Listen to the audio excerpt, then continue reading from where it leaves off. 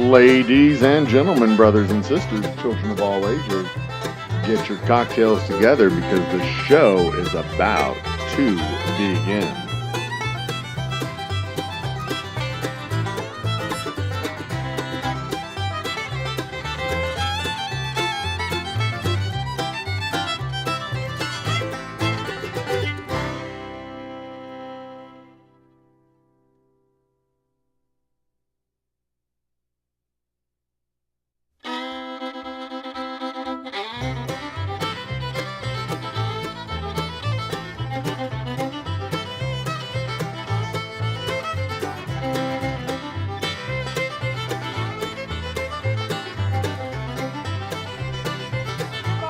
A little ordinary? Is it lacking something awesome? Well, head out to your local liquor store and pick up something extraordinary. Grab a bottle of Old Humble Straight Whiskey or Old Humble Special Reserve. They're clean, smooth, easy drinking whiskeys that taste the way whiskey should taste. From humble beginnings to an extraordinary finish, Old Humble whiskeys are what your bar needs today. Walk tall, be awesome, and drink humble. Old Humble Straight Whiskey and Old Humble Special Reserve. Get yours today.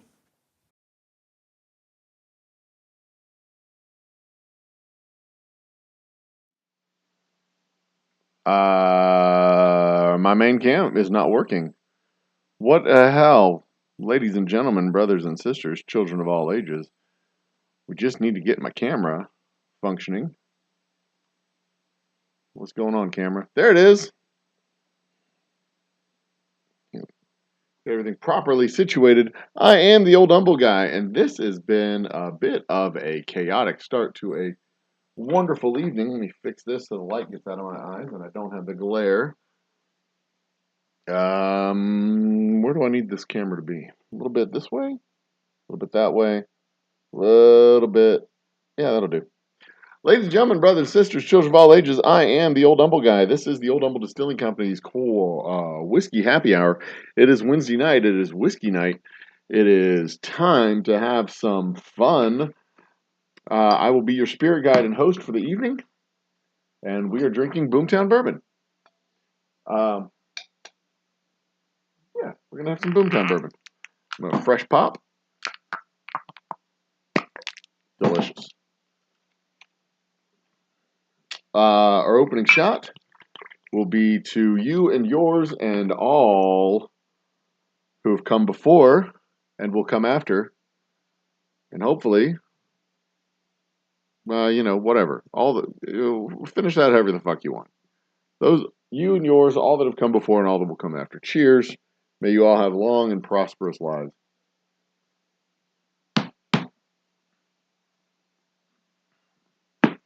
So I have a handful of announcements to make for the distillery. And then we will get into the topic of the show. Topic of the show is one of my favorite topics ever. Smokey and the Bandit is quite possibly the best movie ever made. It's got everything. It's got car chases. It's got a love story.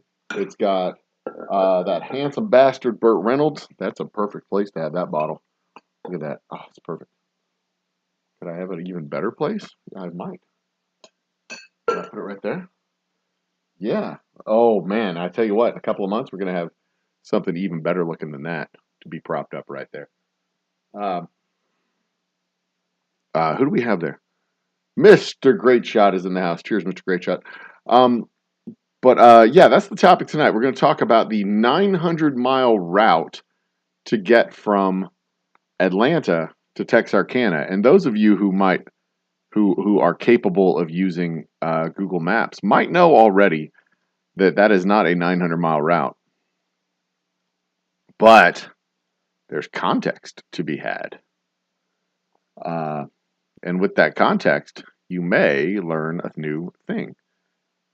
So sit back, relax, have yourself a glass of whiskey. Let's get to our announcements real quick. The announcements that we have our 72-hour blackout Boomtown Bourbon release party scheduled for May 20th. May 20th. Boomtown Bourbon blackout, 72-hour blackout label release. This is the oft-talked-about legendary whiskey that we talked about a couple of years ago. collected up the rainwater from the freeze and 72-hour blackout that we had. Well, it wasn't rainwater; it was freeze water. We collected up that freeze water. Our water barrels were overflowing, so we collected up that overflow. Set that water aside to use that water for a very special batch of bourbon. This very special batch of bourbon is our 72-hour blackout bourbon. That 72-hour blackout, excuse me, that 72-hour blackout bourbon is now just about ready. We're within weeks of unbarreling that bourbon and putting it into bottles. And the new label has arrived. I could not be more excited about it. It looks absolutely gorgeous. I, honest to God, don't know how YouTubers, streamers do this because the camera's up here. This is me looking at the camera. This is me looking at my monitor. I'm not looking at y'all. I'm looking at the monitor. That's off-putting when I'm not looking at y'all. Like, this is me looking at y'all, right? Like, I can look at my monitor here and I can see me looking at us. Like, looking back at myself. That's fair. I can do that. This is proper eye contact. I can't do that. I'm looking at the monitor over here. I'm looking at chat over here. I'm looking at my audio levels down here. I'm looking at the bit rate going out over here. I'm looking at what, like my production down here. I'm looking over here. I'm looking all over the place all the time. This at least looks like I'm looking at you. I'm currently looking down here. My glass is not straight. What's going on? Or is it my hat's not straight? Are these not straight? Yeah, they're straight. Okay, anyway. And I also realized a while back that my hat, its brim is a little lower over here than it is over here. And I discovered one day when I was putting my hat on that it's because when I put my hat on, my arm hits the brim right there. This is how I put my hat on when I put my hat on. Then I'll tug it down a little bit. But this is how my brim got bent in an uneven manner because I don't put it on straight. I don't put it on like this. I'll put my hat on like this, and my hand pushes the brim down when I put it on. Yeah, so there you go. That's why this part flops down a little bit lower. I guess I could do it kind of like this. Be a little bit. No, I can't. That looks dumb. I could do this. Anyway, all right. I'll quit futzing with my hat. I got it. Now I'm self-conscious about it. Shouldn't have even mentioned it. Okay, so we have our 72-hour blackout bourbon release party on the 20th of May. Program goes from 5 to 10. We got 3 different bands playing. We have Jeff with a G returning and joining us live from New York City. Live from New York. It's Jeff with a G. He'll be joining us. Oh, that's a great intro for him. I'm definitely going to do that when he's here. And then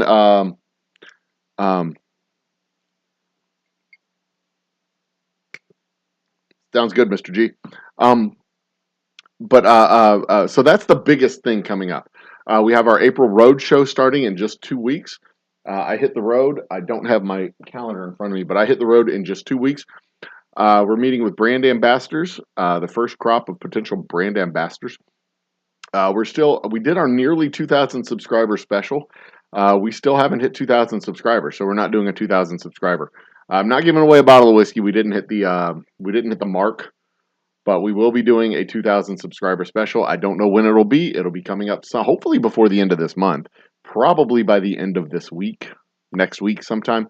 We'll do it sometime. My schedule's getting really busy this month. Last month was the time to get the 2,000 subscribers. I missed my mark. I shit the bed. My bad. Sorry, guys. But we'll just roll with the punches and get on with it that way. I need to lower my audio level just a little bit. I'm a little bit overclocked on the audio. Maybe if I moved this a little bit further, I need to get a new everything. I was live on I think Sunday, and we started the new computer fund. So if you want to contribute to the new computer fund, I have Venmo, PayPal, and Cash App. I will take contributions. One of the best ways to contribute to the new computer fund is to just fucking buy some whiskey. My stamps.com account was messed up for the last couple of weeks, and if you are waiting on a bottle, Mr. Jiggs, I will be able to now send that bottle out, and it will be going out in the mail in the next couple of days because my stamps.com account is finally fixed. What else do I need to make an announcement for? The Roadshow. Oh, the Texas Whiskey Festival. Our Double Oak Straight Rye won a silver belt buckle medal at the Texas Whiskey Festival. Thank you very much, Texas. Thank you very much to the judges. I'm super duper excited about that. We won a bronze medal last year. We won a silver medal this year. Next year, I expect our bourbon to win a medal. It'll be a little bit more mature next year than it was this year. It'll have a little bit more character, a little bit more flavor. It's going to be a little bit better drink. I'm looking forward to serving that up. We're just going to have a damn good time. That is at the end of this month. And the next week is the HTX whiskey party, which is here in Houston. We are going all out, having a grand fucking time in April. April's going to be a great month. If you have a Zips liquor next to you, let them know that you want our whiskey. I'm leaning on them really hard, efforting their establishments to try and get on their shelves. It's going to be a good time, and I'm looking forward to that as well because I got a whole sales team that is waiting and ready to go hit their stores and sell all the whiskey. What else do I need to announce? What else do I have going on? Oh, in support of the label release on May 20th, we're going to be starting our build out at the distillery. So I'm going to be spending more days at the distillery, fewer days at the home. As soon as I'm done with the paperwork and documentation that I need to do here, the audit's almost wrapped up. The taxes are almost wrapped up. In that I am almost about to start them. And then we'll get on with that. And then the next thing is getting some metal studs and framing up some walls and getting some shit going on at the distillery. It's gonna be something. It's gonna be something. It's gonna be fun. Things are moving forward. They're not moving forward glacially slow. They're moving forward slow, but they're moving forward, and that's important. That's super duper important. So anyway, that gets us to just about the point in the show where it's time to start talking about the topic du jour. We will be talking about current events in the last half of the show. We've all watched the news. We know Indictment Day was just yesterday or the day before yesterday. I don't know what day it is. What day is it? It's Wednesday. So Indictment Day was yesterday. We've got all the stuff going on. We can talk about last week's show if you want to. I don't really want to, but if you want to, we can talk about last week's show. We can talk about all the stuff, all the fucking stuff. But the most important stuff that I want to talk about, the absolute most important stuff, and this is, and I'm even gonna say this ironically. I came home last night, chilling out. I'm gonna get comfortable. Is that all right with y'all? I'm gonna get a little bit comfortable. I've had a couple of really long days. I'm just gonna lean back, get a little bit comfortable here. I assume audio is looking good. It sounds like it looks good, or it looks like it sounds good. I had that backwards. It looks like it sounds good. I see a bunch of green, a little bit of yellow, not too much red. Where is my mouse? There it is. Yeah, so audio looks like it sounds good. I think it sounds like it sounds good too. So I'm good. I'm just gonna sit back and relax a little bit because I've had a long couple of days. And y'all know I like watching movies. Y'all know I like watching movies. When I'm doing my work, I usually pop Netflix onto the background. I watch a movie or two in the background while I'm working during the day. When I'm working at night, I used to turn on Breaking Bad and just watch like 3 or 4 episodes of Breaking Bad while I was bottling up my whiskey. Breaking Bad is a surprisingly good series. If you were a business student and you were writing thank you, Mr. G. If you were writing a treatise on how to build a business properly, Breaking Bad would be a great TV series to use as an instructional model. Because he started off with the production and then distribution and then funding. And then, he went through all the processes. And having a proper distribution channel, having a better distribution channel, upgrading or improving your production to meet with your distribution, matching your volume with your distributor, and this is the part that we don't usually have to deal with as business owners, but the laundering side of it, the actual, he has all this money, this illicit money, and he needs to run it through his business. And they ran into the problem where they were making more money than the business could possibly handle, so they needed to expand expand their laundering route. It's a great series, absolute great series. With the exception of the illegalities and money laundering, it's a great series. I like watching movies. I like watching a lot of movies. I can binge the shit out of movies. 8 hours a day of work, movies in the background. You can watch 2 or 3 movies a day. The challenge is running out of good movies.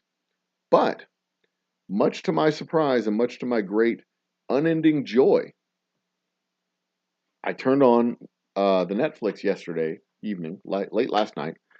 Uh,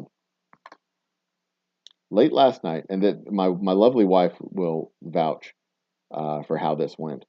I turn on the Netflix, and I see right there at the top, big banner right at the top, boom, new to Netflix, Smokey and the Bandit.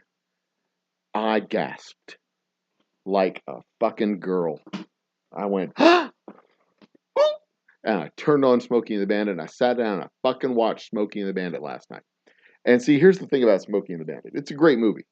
It is a great movie. It's got Burt Reynolds. It's got Jerry Reed. It's got Sally Fields. It's got Jakcie fucking Gleason.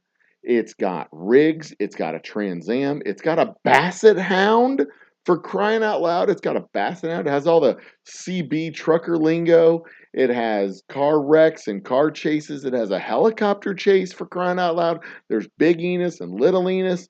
There's I mean, it's ridiculous. It's just a fantastic movie. It is riddled with continuity errors, filming errors, just mistakes of all kinds. But they're like general mistakes that normal people wouldn't look up and confirm that, oops, that's a mistake. For example, Sheriff Buford T. Justice out of Texarkana, Texas, was a sheriff from Montague County. Why is that a big deal? Montague County is north and west of Fort Worth on the border with Oklahoma. And if y'all know anything about Texas, y'all know that Texarkana and Fort Worth are nowhere near each other. Texarkana, from my perspective, is over here on the corner of Texas and Arkansas, and there's Louisiana's close, but it's not like on all 3 states. It's Texas and Arkansas right over there. And Fort Worth is on the other side of Dallas. That's about 2 hours. It's at least an hour and a half away from Dallas. I'm pretty sure Dallas is about an hour to an hour and a half away from Texarkana. I don't know. I know Texarkana is about 4 hours away, 4 or 5 hours away from Houston. Way the fuck out on the corner of the state. As far away from Houston as you can get without being in Arkansas. And it just happens to end up being in Arkansas. The sheriff from Deason County in Arkansas is not. Deason County doesn't exist. It's not in Arkansas. There's no Deason County in Arkansas. They mention Mr. B or Mr. something is from. He's at the junction of 72 and 82 near Fayetteville. And Fayetteville isn't anywhere near 72. Fayetteville is like an hour and a half north of Texarkana. It's north of Little Rock. No, it's not north of Little Rock. Little Rock's on the east side of the state but it's like north. There was a scene where they were in Wynne, Arkansas, which is even further north than Fayetteville. Nowhere near Texarkana. All right, so it is rife with continuity errors and mistakes. When Bandit is picking up the beer, see, I can do all this shit from memory too. When Bandit is picking up the beer in Texarkana and he runs the forklift and he, Snowman is on the forklift and he's like, I can run this thing. I can drive any forking vehicle. And he like dumps Snowman over the boxes of Coors. Like half those boxes were empty. Like he tumbles over the boxes and they're like all empty. Like this shit wouldn't have flown in a modern movie today, but they filmed this movie with like a budget of $3 million or something like that, like practically zero. And a good chunk of that was spent on the 4 Trans Ams that they used, 3 of which were totaled during the filming of the movie. 4 Trans Ams, 3 got totaled. 3 of them destroyed the cars. The rig made it through without any problems. Big old Kenworth. And that rig was big too. They weren't fucking around. This thing was huge right? Huge. It was a huge rig. But that's how they made them back in the 70s. They made them big. They still make them big. Don't get me wrong. They still make them big. But I mean, they didn't spare anything on those big old damn things. Anyway, there was another scene where the Wicked Witch of the North, the Good Witch of the North, was telling Smokey or Bandit not to come up on Route 64 because there was a fender bender, a wreck when she had like driven underneath the big funny haha. 64 is nowhere near the route they would have taken. They went through Tupelo, Mississippi, and I know this. I can prove it. I can show you. They go through Tupelo, Mississippi. 64 is north of Tupelo, Mississippi, near the Tennessee-Mississippi border. They didn't. She's like, "Don't come this way." He's like, "Okay, I got that." They weren't coming that way. They weren't coming that way at all. But the biggest, hey Jigs, how you doing, man? The biggest continuity error in that whole movie, or at least what people think is the biggest continuity error in the whole movie, is the entire premise of the movie. Atlanta to Texarkana, pick up the Coors and head back to Atlanta.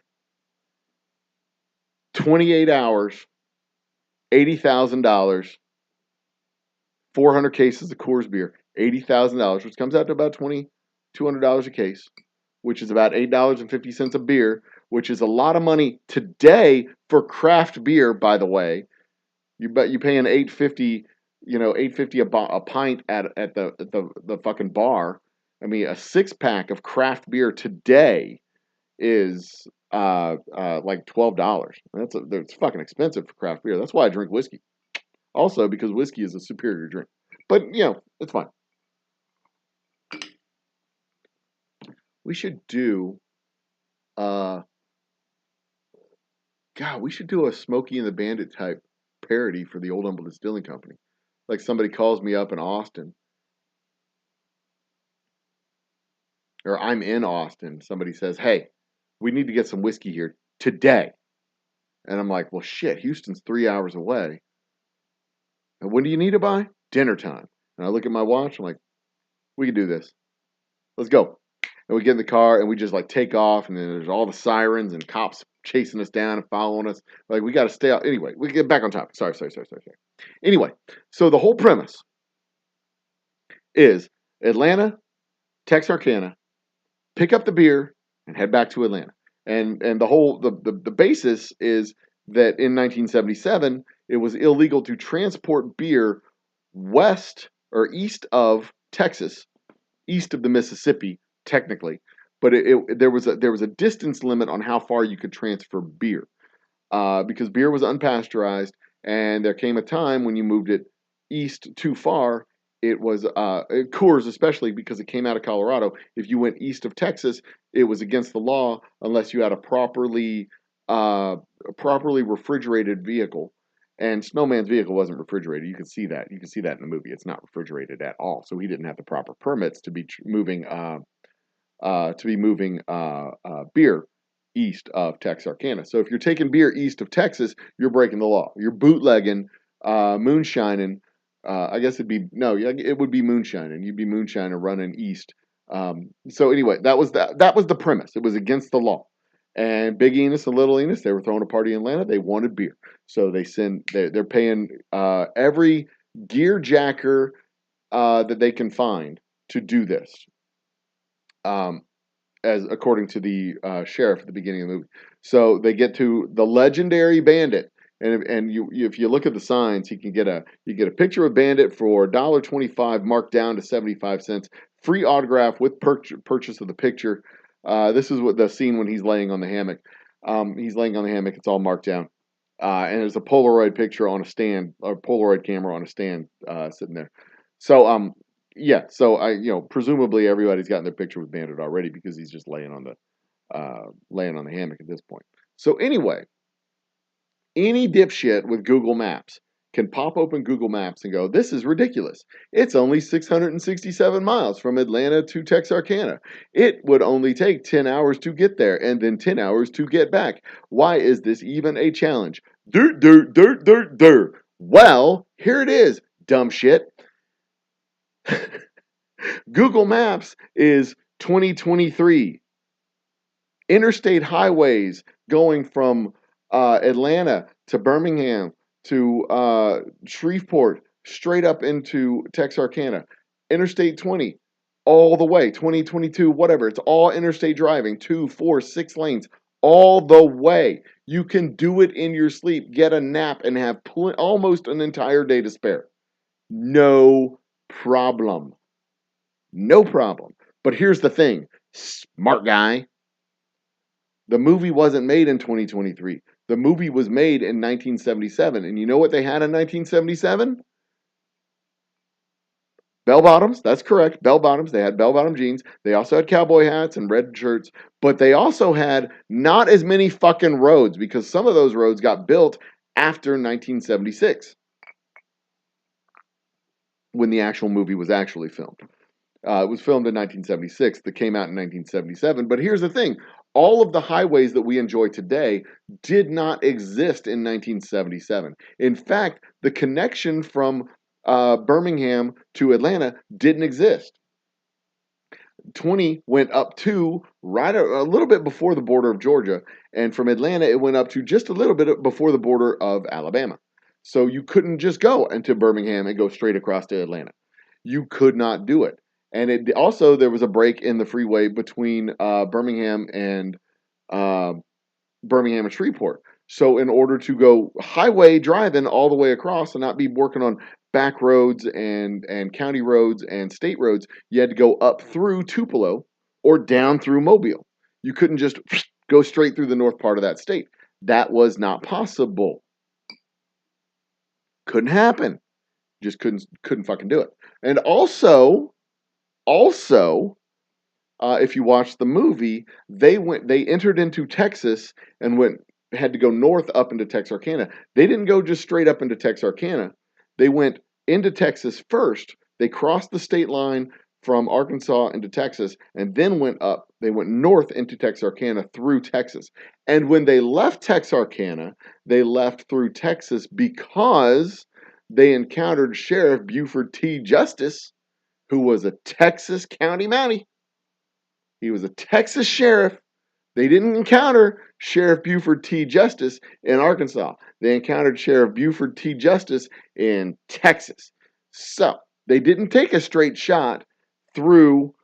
In fact, they didn't go through Louisiana at all. They didn't take a straight shot into Louisiana and up into Texarkana. They didn't do this. They didn't have to do this. And if you map the map out, if you take the map and map it out, the whole route, they had to go down into Columbus, back up, down into Columbus through Birmingham, or down Columbus, Montgomery, up to Birmingham, then across to Tupelo, and around and through Tupelo and up into, they went up into Arkansas from Tupelo along Route 82, up into Arkansas, and then when they crossed the border into Texas, they went through Texas, around the south part of Texarkana, and up to the west side of Texarkana.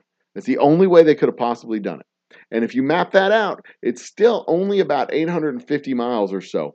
But that route takes 13 hours and 58 minutes. 13 hours and 58 minutes. And if you watch the movie, like none of y'all watch the movie. If you watch the movie, once they finish loading up the beer, they're 28 minutes ahead of schedule. So, it's perfectly reasonable, and that's going at modern, or whatever the speed limit is on the roads now, whatever the speed limit is today. Those speed limits today, probably between 55 and 75. They're probably not, because they're not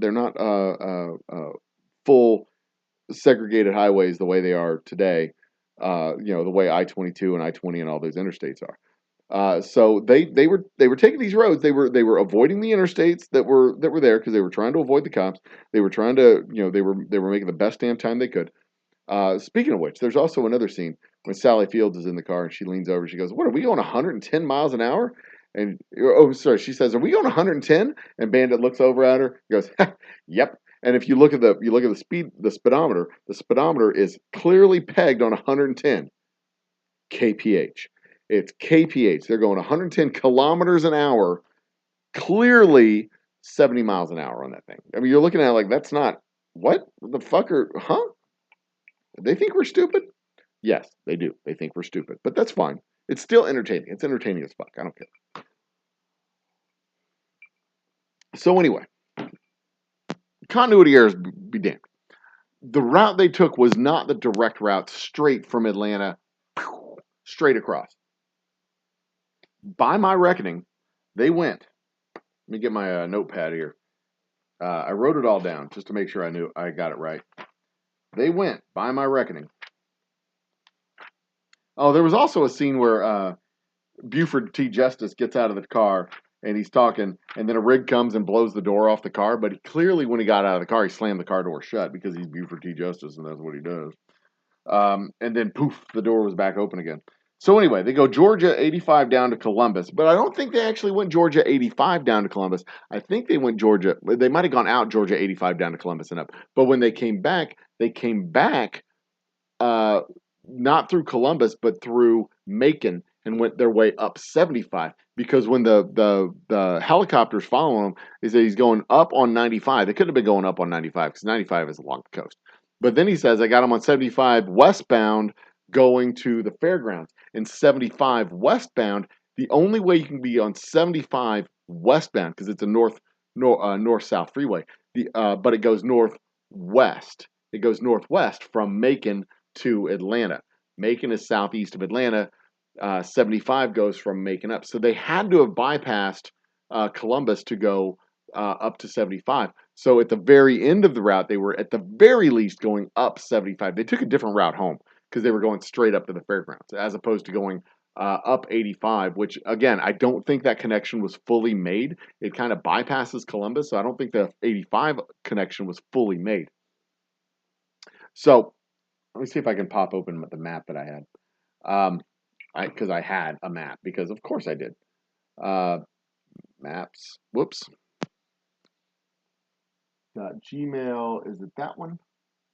I think it's this map. Let me double check, see what I got here. But long story short, I know that ship has sailed, right? It's not a full 900, because they say right at the beginning, it's 900 miles to Texarkana. It ain't never been done, not a big rig. And Bandit says, well, it's because we ain't never done it, son. We ain't never done it.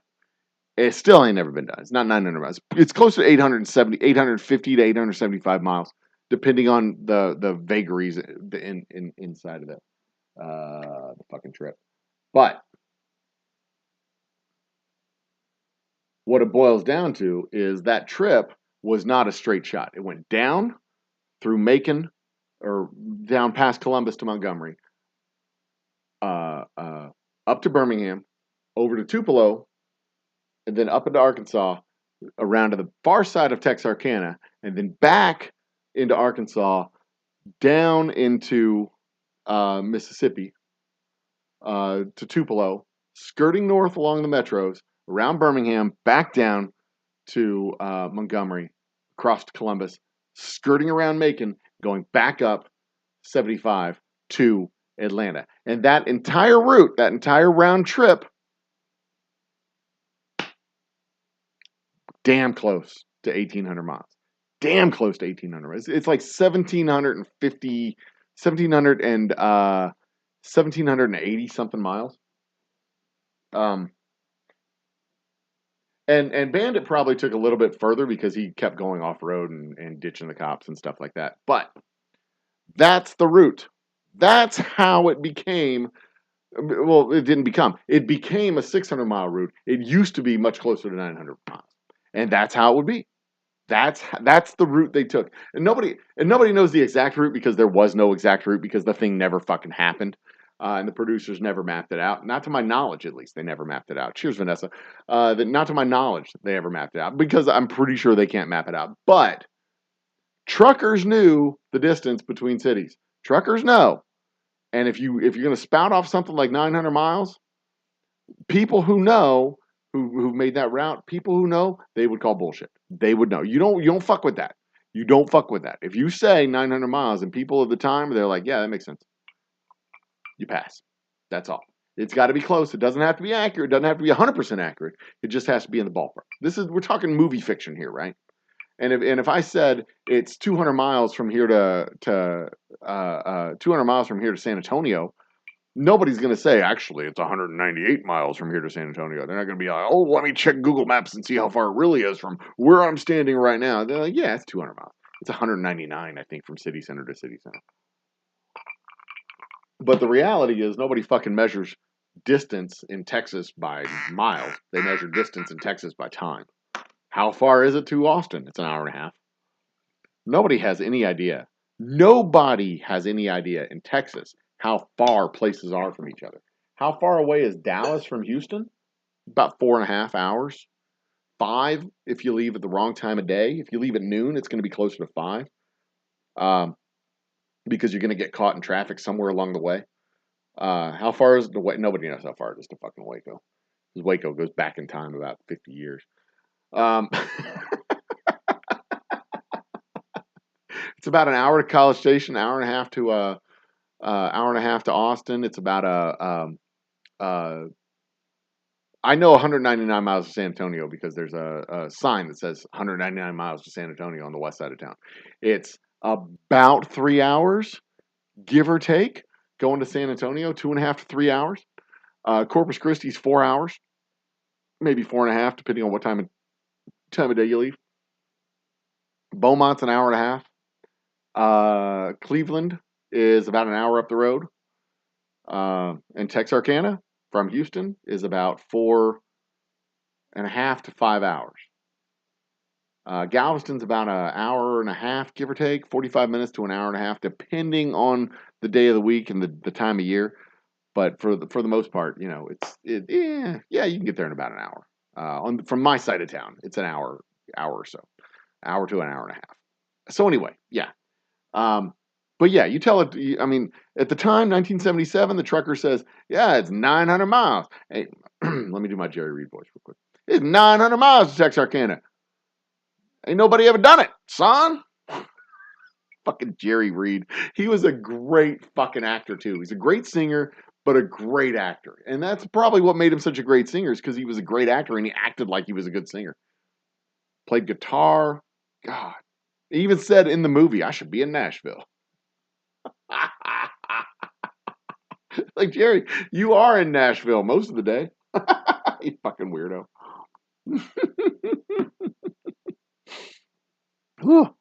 Lord, Lord, Lord. And when Snowman got pulled over by the Evel Knievel with I got Evel Knievel. That's the sound of Evel Knievel behind me. He got pulled over by the motorcycle cop. He was clocked at going 96. 96. And also, if you watch the movie, there's only one scene when they're on an actual proper interstate freeway. Only one scene, and that is when they're going into, I believe, Alabama.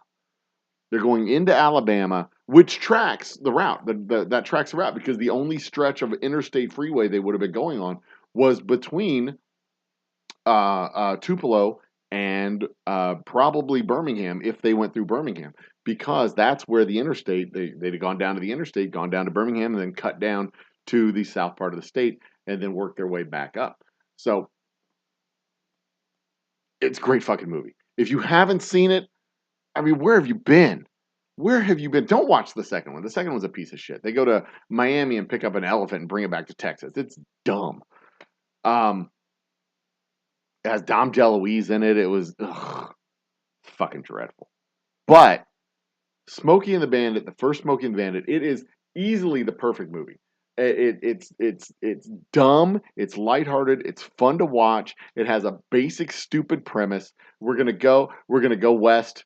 Oh, we're westbound and down because they got beer in Texarkana and they're thirsty in Atlanta, and then they pick up the beer in Texarkana and then they're eastbound and down.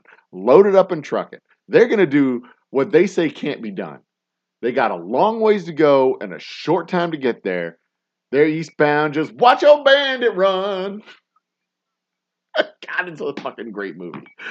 I'm not even ironically saying this. I love that fucking movie. I've watched it twice now since last night.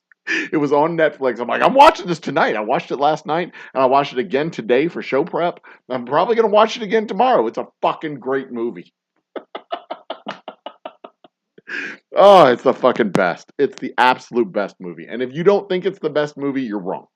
There's no discussion. There's no discussion, no debate. There's no discussion, no debate. It's like debating whether or not Crown Royal is a good whiskey. It's not. It's not a good whiskey. You drink it. There's nothing wrong with you drinking it. Go ahead and drink it. You be you. You enjoy yourself. Have a good day. But don't sit there and fucking say that it's the filet mignon of whiskeys because it's not. It's rot gut. It's garbage. It's cheap. You pour it in Coke. It's cheap and accessible, and that's why you drink it. Don't fucking lie and say, "Oh, I love Crown Royal," because you don't. You don't love. Nobody loves Crown Royal. They drink Crown Royal. You don't love it. You drink it because your dad drank it, because your grandpa drank it, because everybody else drank it. You drink it because it tastes good with Coke, because it tastes like shit by itself. Don't sit there and lie and say it's great. But Smokey and the Bandit? Now, there's no discussion to be had about that at all. It is the best fucking movie ever, ever, ever, ever. It's Fast and the Furious with dialogue and interesting actors. It is, it's The Notebook with cars and helicopters and rigs, because there's a whole love story there. But it's not a sappy, overbearing love story. It's just like, hey, look, here's this chick. She's got a nice ass. I think we're gonna fall in love, and they fall in love. They don't belabor the point. You just know they do. And there's like a moment, and they're like, ah, she's hot. I'm gonna jump her bones, and that's it. They're like, okay, cool. Let's back on with the car chase shit. This is fun. Back to the fun stuff. So, like, just George Lucas, Star Wars, y'all could take some hints because, like, half of that second movie didn't have to be. But I'm just saying. I'm just saying. I'm just saying. If you don't think it's the best movie ever made, you're wrong. That's all. I'm just saying that. That's all. I'm not like trying to make a big hyperbolic statement about whether or not it's a good movie or whether or not you're a good person. I'm just saying you're wrong if you don't think it's the best movie ever. It's like you haven't even seen it. That's kind of the impression I get. If you say it's not the best movie ever, my impression is you haven't seen it. You haven't watched the movie. And we should watch the movie. We should get some Coors, sit down and watch the fucking movie together. And I'll be quiet. I'll be cool. I won't fanboy over this shit at all. Not that Burt Reynolds is like possibly my dad. I mean, he's not. I mean, but he could be. I mean, I don't know. Maybe he's not. Tom Selleck, maybe, but not. I mean, Burt Reynolds. I mean, I don't even want him to be my dad. He was just a cool actor, and he was just like a fucking force to be reckoned with. And he shows up at a bar and he holds court, and he's just like, Burt Reynolds, come and be in my shadows. Just come be around me. I will reflect light upon you. Ha ha ha ha. Fucking Burt fucking Reynolds and Sally Fields. I mean, how can you not? Jerry fucking Reed. Goddamn, Jerry Reed. And Jakcie Gleason. I mean, this was. I don't even know if this was peak Jakcie Gleason, but Jakcie Gleason had a career that spanned 5 decades. This guy, Jakcie Gleason, he's Sheriff Buford T. Justice. Ain't nobody gonna disrespect. They decorated that town for $40. He was pissed. All right. Anyway, enough of this. Enough of this. Let's get on to chat. Let's go on to everything's open on chat. We can talk current events. We can talk oh, shit. If you want to talk heavy topics, we can talk heavy fucking topics. I don't care. Current events, movies, all the stuff. Let's fucking do it. Chat. We'll open up chat there. Get this on the screen. Bum bum. There it is, boys. Boys. Yeah. All right. Chat's on screen. And I've got to see. Here's the other thing. I can pull my brim down a little bit, drop my glasses down, and I can look through this like little crevice right here, and I can see just fine. Oops. What the fuck is that? All right. Let's scroll up to the last chat that I remember seeing, which was probably, oh, here it is. Mr. Great Shot saying sound is good. That's the last one I remember seeing. And mind you, I started a little bit late. I guess I should probably get rid of this up here, since that's not a thing. In fact, I'm pretty sure I'm gonna hide it. Can I hide it? Enable, lock, scaling, remove. Do I want to remove it? Yeah, I'll just go ahead and remove that. Yeah, bye. Bye-bye. So last I checked, we're at 1974 for subs, and we're steadily clicking up there. We're steadily growing up. It's fine. I'm not losing any sleep over this number. I'm working on the hours number. This would have been a cool get by the end of last month, but I'm not worried. I'm really not worried about it. Don't.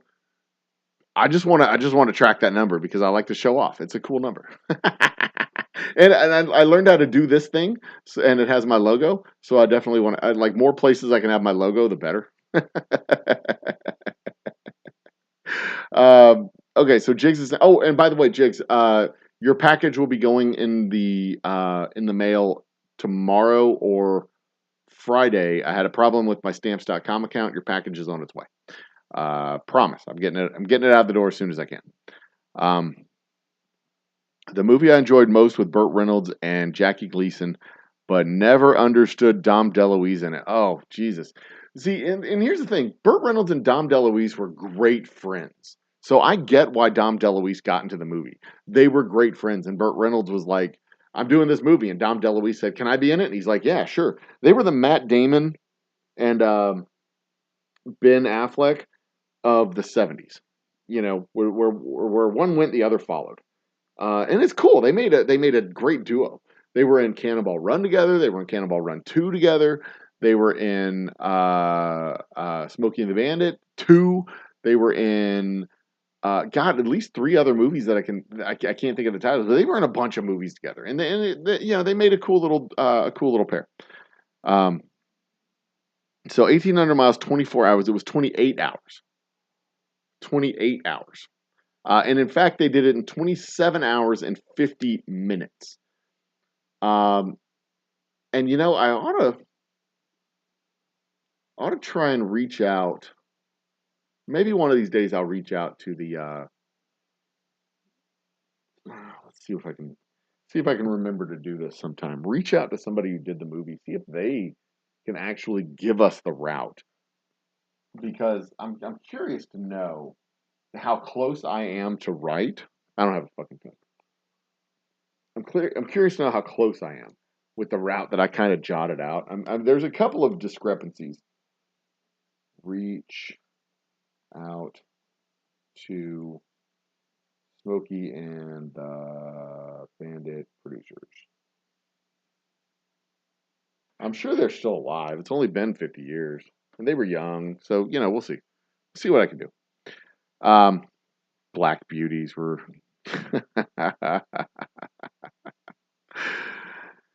Ah, goodness. We hauled beer in reefer vans in the winter to keep it from freezing. What? Reefer vans to keep it from freezing? Oh, because they're insulated. That makes sense. That makes sense. Dry vans for hauling beer. They were traveling mostly two-lane blacktop. Yeah, throughout the whole movie. It was mostly two-lane blacktop through. Well, also, most of the movie was filmed in North Georgia. In fact, there's one scene where they're in Arkansas, they're leaving Texarkana and they're in Arkansas, and Bandit is talking to Sally Field's character Froggy. Bandit's talking to Froggy, and in the background, a sign on the other side of the road goes zoom this way, and that sign is clearly Highway 54 in Georgia. And I took a picture of it. Here it is. This is, see if that shows up. See, Highway 54 in Georgia. That is the scene. He's talking about how he likes half of his face. Yeah, we both are attracted to half of my face. A very heartwarming scene, I might add. But that was a scene. It was in Arkansas that they were supposedly in, and it was clearly Georgia Route 54. And if you look it up on the map, Georgia Route 54, I believe, is on the north side of the state. So most of the movie was filmed in Georgia. Most of it was filmed in Georgia blacktop, 2-lane asphalt roads. Um, and there was only one scene when they were on a proper interstate freeway. But the fairgrounds was in Georgia. I mean, most of the stuff was in Georgia. I mean, that's how they film these things. It's all in like one set, one scene. They just uh, reuse different parts of the same thing. And yeah, the 55 mile an hour, they were definitely not going 55 miles an hour. I mean, they kind of just like yada yada yada over the trip um, to Arkansas. But there's one specific scene when they're going to Arkansas. Or Texas, actually, because they're not going to Arkansas, they're going to Texarkana. There's one specific scene. This is how we know they went through Tupelo on the way out. When Bandit is ditching the cop, they go in through this little town, and he ditches the cop. He goes behind a building and he turns off his lights, and the cop drives by, and he comes out and he looks at the camera. He pulls up and looks at the camera, goes and takes off. That is in the background of that scene is an Andrews furniture store and a Reynolds department store. Both of those stores existed in Tupelo, Mississippi around 1977. So they were definitely in Tupelo, Mississippi. And there was another store that existed in Tupelo. But a lot of the other places that went, the Choke and Puke, uh, the uh, uh, uh, the scene where they had the uh, what do they go? Tow trucks pulling the cop cars out of the ditch. A bunch of those scenes, those were actually in Georgia because the companies on the cars or on the tow trucks were Georgia companies. So those were all done in Georgia. They just didn't they didn't film the whole. They blocked it out so you didn't get the whole name. But if you were kind of an enterprising activist kind of fanboy like me, you can dig around and look that shit up. It's not that hard to find. Used to drive from Pennsylvania to Lima, Ohio in the mid 1990s, and US 30 was still predominantly 2-lane blacktop with some 4-lane bypasses. Now it's mostly 4-lane highway through Ohio. Yeah, but see the difference between like proper US highways and these roads that they were driving on is US highways are mostly straight. Mostly straight. Even the interstates that we drive on that are the quiet interstates, the back interstates, the ones that uh, aren't busy. Those are mostly straight. You don't run into a lot of interstates that are 2-lane interstates. They're mostly 4-lane interstates, but those are at least straight. But even this U.S. highways, when we road trip, we usually road trip off the beaten path and kind of try to avoid the interstates, go actually through the towns, and that's where the U.S. highways and the U.S. routes and the state routes go through, is through the actual towns.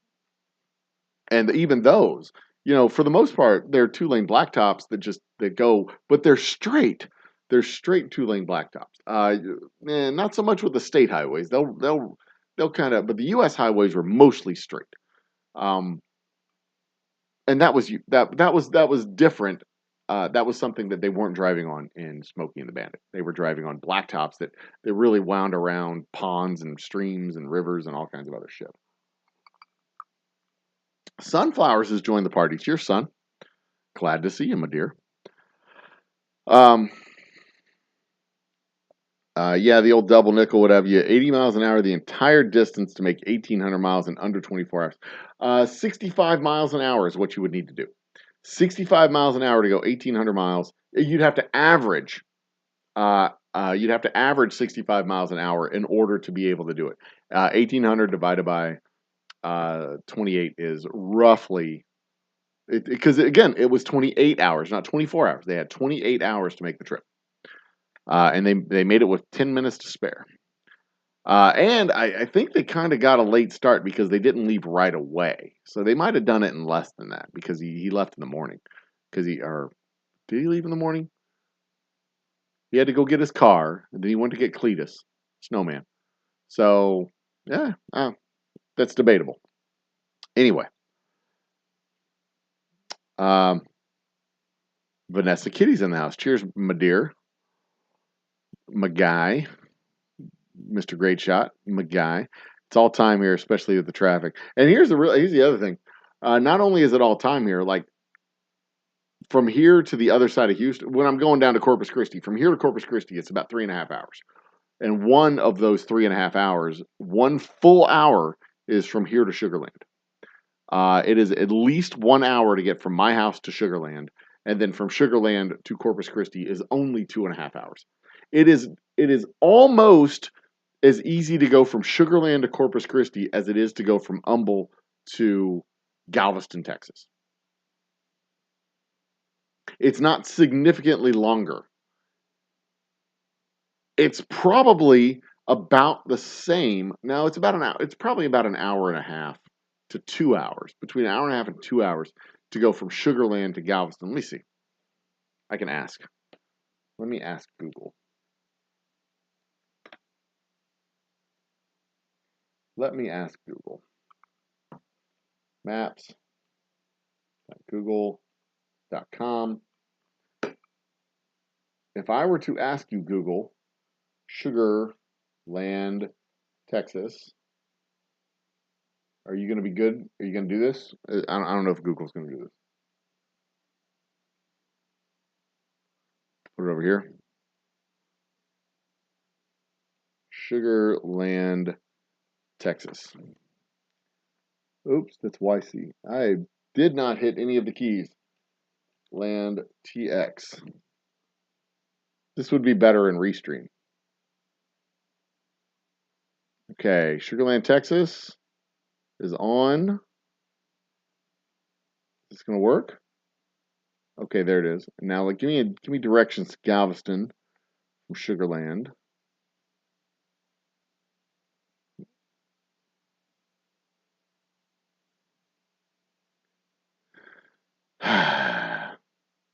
All right, fuck this. I'm gonna do it on my phone. All right, Sugar Land,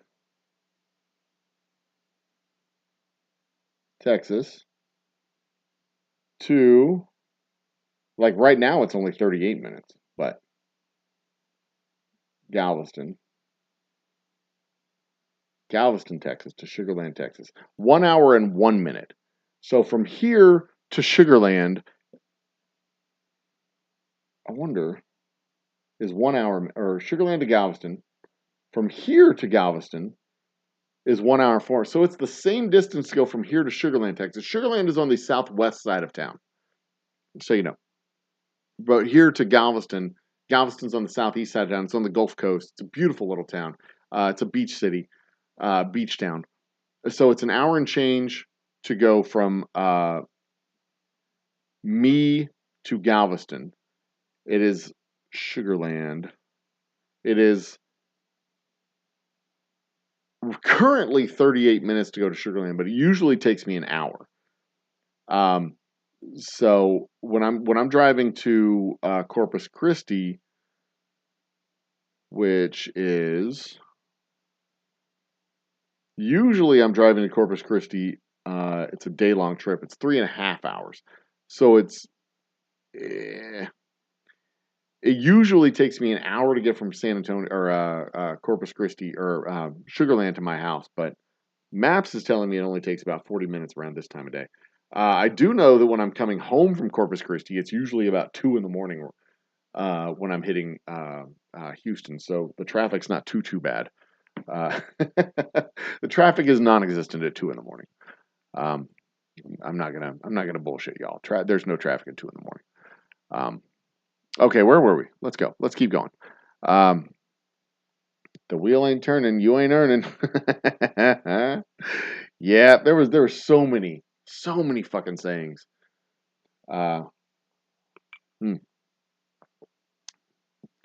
There's a guy in South Carolina that has a pretty nice recreation of Snowman's Kenworth. Oh, no shit. I'm sure there's more than a few guys that have a recreation of Snowman's Kenworth, because that's an iconic. I mean, when I've been driving, I've seen so many of the rigs, so many rigs that are decorated the same way as the rig in Cars. as Lightning McQueen's rig in cars. I've seen so many Optimus Prime rigs. I'm sure there's more than a few Snowman rigs out there on the road. It's one of the nicer ones out. Snowman's rig was a gorgeous rig. It absolutely was. Fastest I ever drove 18 miles was 28 hours. That was from here to Fort Worth, Texas, 2001. Yeah. Yeah, and see, when we road trip, we usually don't try and cover ground like that. We go a lot slower when we road trip. But I would love to do some kind of cannonball run type of event. I don't see the point in doing it other than just to do it. But like, what kind of fucking prestige do you get from doing a cannonball run from New York to LA? To be able to say, yeah, I was able to go from Houston to Dallas in 3 hours. Like, big fucking deal. It's, yeah, you know. It's definitely a great movie, but it's no Blazing Saddles. It is no Blazing Saddles. That is true. Which is why it's one of the greatest movies ever made. Possibly the greatest movie ever made. Blazing Saddles was good, but I don't know if it was the greatest movie ever made. I don't know. Honest to God, I don't know if I've seen Blazing Saddles all the way through. Mel Brooks' humor grates on my nerves. He's funny. Don't get me wrong. Mel Brooks is funny. He's a great comedic director, great comedic producer. He's a great comedic wit. He's a funny guy, but he's also kind of derivative. He's very much a "take my wife, please" type of comedian. Yeah, I like it. I like Mel Brooks. He makes me laugh, but it's easy to get really tired of Mel Brooks really fast. That's all I'm saying. It's real easy to get tired of Mel Brooks real fast. Real tired of Mel Brooks real fast. Mel Brooks is like that guy in high school who was always funny, and then when you see him at the 10-year reunion, he's still that guy, and then when you see him 10 years later, he's still that guy, and it's just like, Jesus fucking Christ, do you ever grow up? Do you ever exhausting. Anyway, almost 900 miles for me to get from where I am in PA to St. Augustine, Florida. I've never done it in less than 14 hours myself. Well, son, you ain't never done it in 14 hours because we ain't never done it in 14 hours. You just never tried. You gotta stop and get gas, get snacks, and pee and all that shit. What you gotta do is put the hammer down, son. Welcome to the party, Cheech. Good to see. Oh, that's a new name. I'm sure I've seen you around before, but welcome to the party, my man. Welcome to the party. Good to see you, my brother. Cheers. I'll drink to that. I'll drink to Cheech. Welcome. Don't forget to hit the subscription button and the notification bell and all that shit, because next time I go live, it's probably going to be from the distillery. Whiskey Encore. I know Whiskey Encore. That's the name I recognize. Cheech, I should have fucking put the two and two together. I don't put things. I'm slow on the uptake. I got like 45 things swirling around in my head right now. Can't afford speeding tickets. See, that's what you need. You just need to get a friend who has a Trans Am who can block for you. Speaking of which, I'm gonna check with my wife, make sure she's in bed, because I'm about to tell a story that I don't want her to know. Check with my lovely wife real quick, see if she's in bed. Hold on. Are you in bed, asleep? I'm literally sending her a message asking her if she's in bed asleep. Are you asleep? And it's been delivered. I want to see if it's been read, because if it's been read, then she's not asleep. And I don't know if I want to tell this story out loud if she's not asleep. Okay, it hasn't been read, so I can tell this story out loud. Okay, good. So, all right, so check it out. We're on vacation. Just gotta double check. Okay, we're on vacation, spring break, a couple of weeks ago, right? And I have to monitor the text to make sure that she doesn't read it, because if she reads it, I have to immediately stop this story. I'm leaving the 90 ranch. Beautiful ranch. Beautiful ranch. Used to be a 1,800 square foot ranch. I can't remember how big the ranch used to be. But the parents died, split it up. All the siblings got pieces of it. One sibling decided to keep the pieces. They split all the rest, and this little piece turned into a bed and breakfast. Da da da da. Okay, beautiful, gorgeous. Outside of Rosanke, Texas, near Bastrop. Look it up on a map. It's beautiful country, middle of nowhere, gorgeous. Country roads that take you home. We're on this FM road leaving the ranch, heading into Bastrop, so that we can get some supplies for lunch. And, it's just this little country road, little 2-lane blacktop. You don't really think anything of it. You're driving. There's nobody around. Your speed starts to get up. It's a 55-mile-an-hour road. I'm probably going 75-ish. Maybe close to 80. I don't know. I'm just driving. There's cars behind me, a few car lengths back. There's like a few of us on the road. I'm driving. I'm talking to my wife. I'm driving. Beautiful, sunny blue sky, wildflowers, cows, everything. Just gorgeous, pastoral, beautiful. I look up, down the road, cop, flashers. Whoop, whoop, whoop, whoop, flashing his lights as he's coming down the road. I look down at my speedometer. I'm going 75, 80 miles an hour. He blows past me. And first thought in my head was, oh, shit. He's going to fucking turn around and come chase me down and give me a goddamn ticket.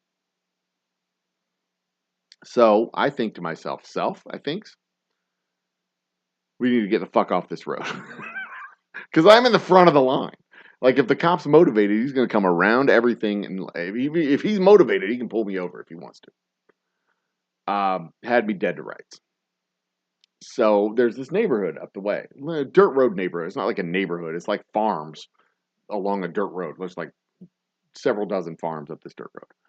I'm like, honey, let's go check out the farm, see if we can see some cows. Right turn, boom. Or left turn, boom, off the road. Go onto the dirt road, kind of get my bearing a little bit, get the purchase a little bit on the roads, make it, smooth it out. And we just drive back there. We spend about 15 to 30 minutes, somewhere in that neighborhood, just driving around. And I'm thinking the whole time to myself, I fucking know that cop's going to go up the road. He's going to stop. He's going to turn around. He's going to race back down the road. He's going to try to catch up with us. We drive down through the neighborhood, drive all the way down the dirt road, see like several longhorns, fucking majestic beasts with their ears or their horns like out like this. And just amazing, absolutely gorgeous country that we're driving through. Take some pictures. It's beautiful. Turn around, go back to the road. I get back to the road, pull up to the blacktop, turn on my blinker, get ready, and damn it, that cop isn't fucking flying down the road the other direction. Lights flashing, just racing down the road. I make sure my lovely wife isn't awake. I really don't want to get busted. She doesn't know this is what I did. But I ran from the cops. I evaded police. He said on the internet for everybody to hear.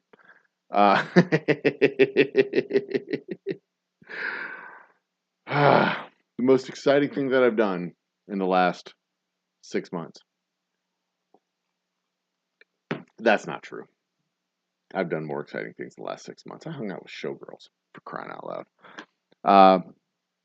But yeah, I got to do a full-on Smokey and the Bandit evasion of cops. I mean, they didn't chase after me. I didn't dump them in the pond or anything like that. I didn't jump over a creek, but I would have if I had to. I'd have done it. I'd have totally done it. Anyway, close up shop, doing all day work.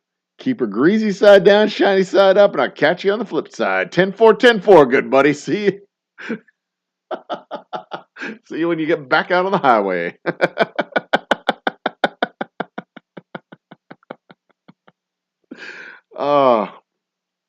See, I'm old enough to actually have used a CB radio. I've actually used a CB radio traveling. When me and my buddies would go on spring break trips. We would split up into two cars. And in order to make sure that we stayed in contact with each other, and this is, mind you, early 1990s. This is 1992, 1991, 1992. I'm 16, 17 years old. We're going to the Guadalupe River. We're going to San Antonio. We're taking road trips into Central Texas and hooking it north and coming back down to Houston. We're doing dumb stuff. And just to make sure that we stay in contact with each other, we have CB radios. Because at the time, we did not have cell phones. This is pre-cell phone. This is pre-cell phone. This is still early enough that the cell phones were not ubiquitous, the networks weren't ubiquitous, and we just didn't have access to that technology. We had beepers, and you can't really beep your friend to find out where they're at. But we have done, and we gave ourselves handles to make sure that we could communicate with each other over the open road while we were on the highways.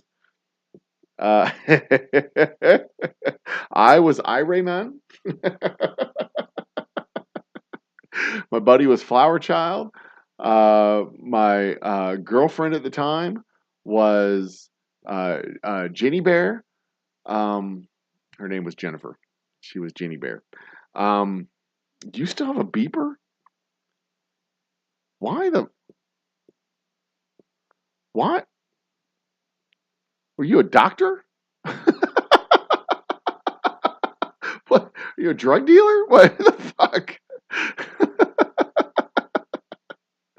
Yes, Jigs. Yes, Jigs. That definitely dates me. That definitely dates me. I remember a day. So I'm part-timing. I'm part-time. I have this part-time gig tutoring kids in math, and I blow these kids' minds periodically when I tell them, "Yeah, I was born last century." I, uh, let me tell you stories about what things were like in the 20th century, kids. Is these kids they don't have any fucking clue. They're like, you were born in the 20th century? What was it like? Were there dinosaurs? Like, fuck you, for one. And two, yes. The dinosaurs we had were relics from the 60s and 70s. They were black and white TVs. I'm old enough to remember watching TV on a black and white TV. That's how fucking old I am. But that's not really that old because black and white TV wasn't that long ago. Like, people still had black and white TVs in the 80s, for crying out loud.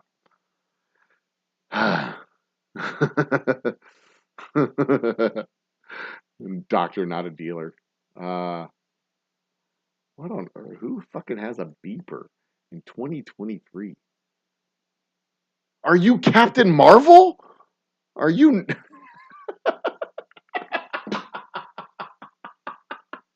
Are you Nick Fury? Is that your alter ego? Are you Nick? You have a beeper that's only connected to Captain Marvel? What the fuck? I'm out of ice. I want to put ice in my whiskey, but I'm out of ice. Man, this has been a fucking long week.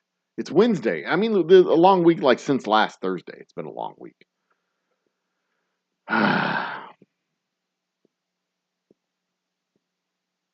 The 2,000 subscriber special, I think wasn't that supposed to be Friday? Wasn't Friday? Friday was the 31st. That was supposed to be Friday. So instead of doing 2,000, we did the nearly 2,000 subscriber special where we kind of walked down memory lane. Then I launched the new computer fund. By the way, new computer fund. William Hall's in the house. Holy shit. Cheers, William Hall. Let me post up the links for the new computer fund so y'all can help me improve my technology. My Cash App, where is it? My Cash App is at Whiskey Joe. Whoops. There it is. My Cash App link. If y'all want to help me improve my technology so we can do better shows, at Whiskey Joe. That's Cash App. Oops. There it is. Cash App is at Whiskey Joe. If you want to help with, and just drop money in the account, it'll go straight to the computer, not for anything else. Venmo is, let me get that code. Whoops. Scan code Venmo me is at, whoops. There it is. Copy link. Venmo is that Joseph-Brita-3, and then PayPal. And also, this is an opportunity to be able to buy whiskey as well, because just let me know what you want, and I can send you the prices and all that shit at Old Humble. Share my profile, copy. It's at Old Humble, but you can just click the fucking link. The straight whiskey is 30. Yeah. Special reserve is 40. Double oak rye is, whoops, 45. And bourbon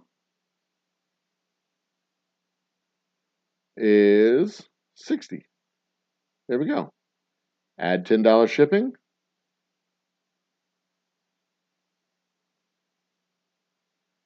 Max 2 bottles. There we go. Thank you, Maddie, for clicking the merch button there, too. There's also merch. We can throw in some merch, too, if you want to go check out the merch at our Square store. I do need to put that in the About section. Although I don't want... I don't know if that's such a good idea. But yeah, I mean, I could probably do that. I could probably figure that out. And Mr. Jiggs, your hat and bottles are on their way. I'll be able to put them in the mail tomorrow because I'll be able to print my labels out. I have 2 labels that I've been waiting to print out. I just haven't been able to do it, and you're on that list. And also, Whiskey Wars has got an order pending. Again, I can't brag on those guys enough. They're awesome. Well, Whiskey Wars guys. I like those guys. I like Bourbon School guys and our guys up here.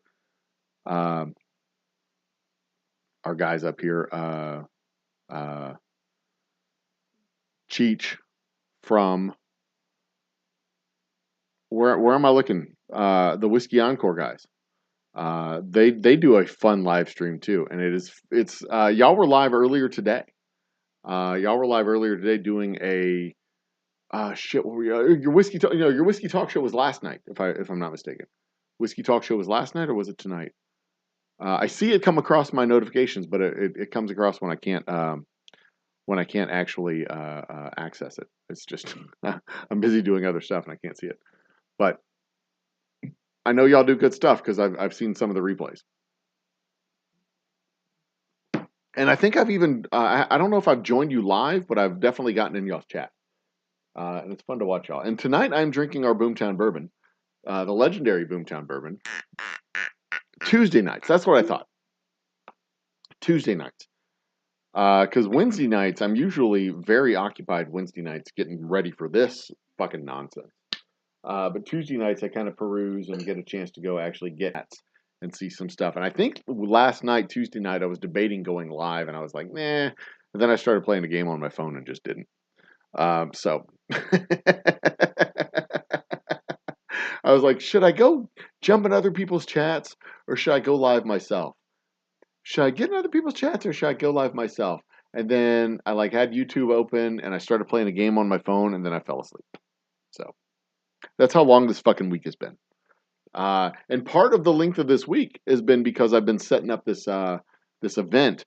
We've got 3 I'll talk more in detail about it next week, but we've got 3 performers, including Ryan Adam Wells. We've got Music Magic and Sideshow. Sideshow is being brought to us by Scabs the Clown and Jeff with a G, the Magic from Jeff with a G, who will probably be emceeing most of the show.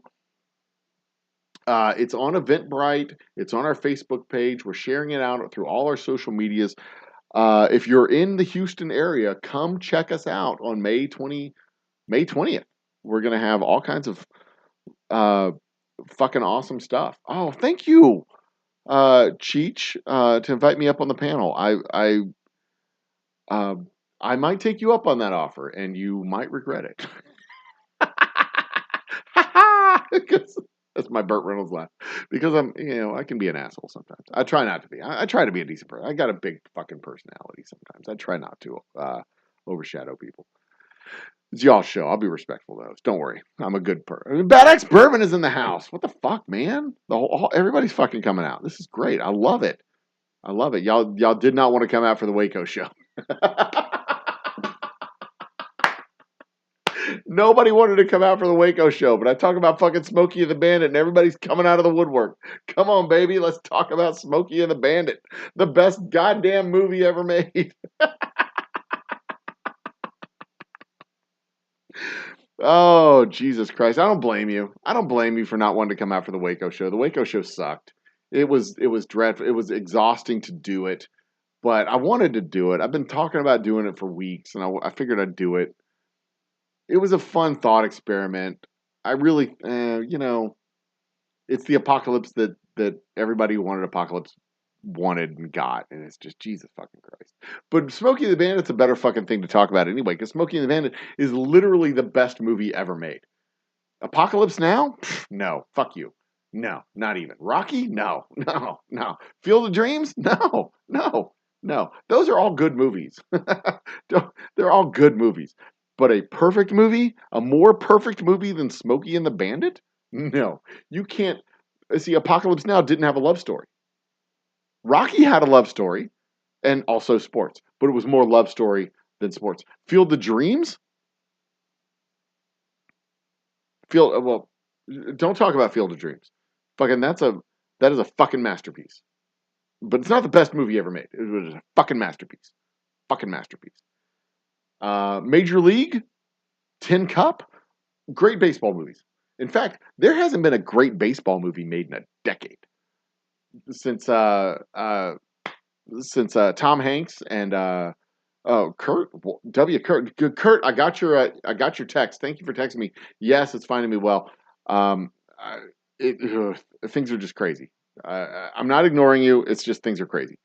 I do want to talk to you about glassware. By the way, I do want to talk about glassware.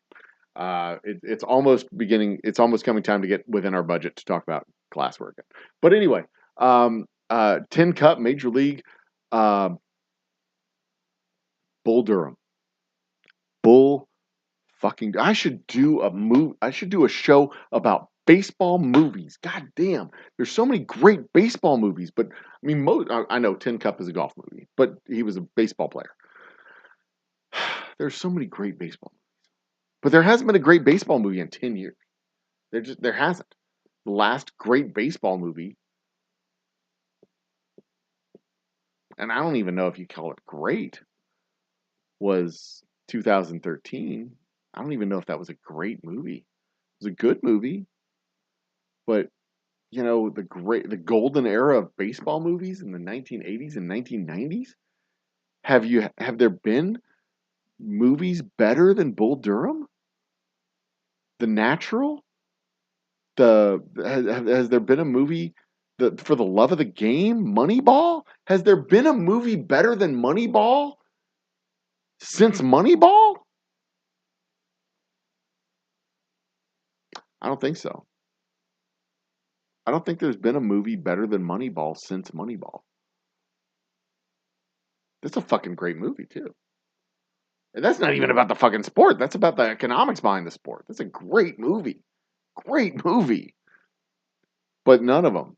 They don't have any car chases. They don't have car chases. They don't have helicopters. They don't have Jerry Reed. They don't have Sally Fields. They don't have any of that. You telling me Bull Durham's better than Smokey and the Bandit? No. I mean, it's a great movie. It's probably the best baseball movie ever made, but it's not better than Smokey and the Bandit. No, you're drunk. That's what you're saying. If you're trying to say that Bull Durham's better than Smokey and the Bandit, you're drunk. That's what it is. You need to go home, and you can't go home by yourself. You need to call an Uber because you're intoxicated, Mister. You're being cut off. That's what I'm saying.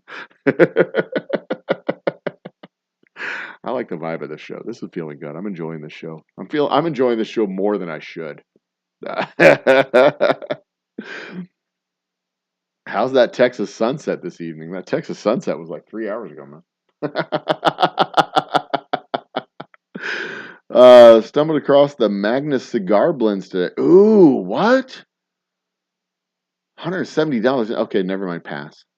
I'm not paying $170 for something I'm going to light on fire. Convoy. And that was another thing in the 1970s. This whole like trucker ethos in the 1970s existed.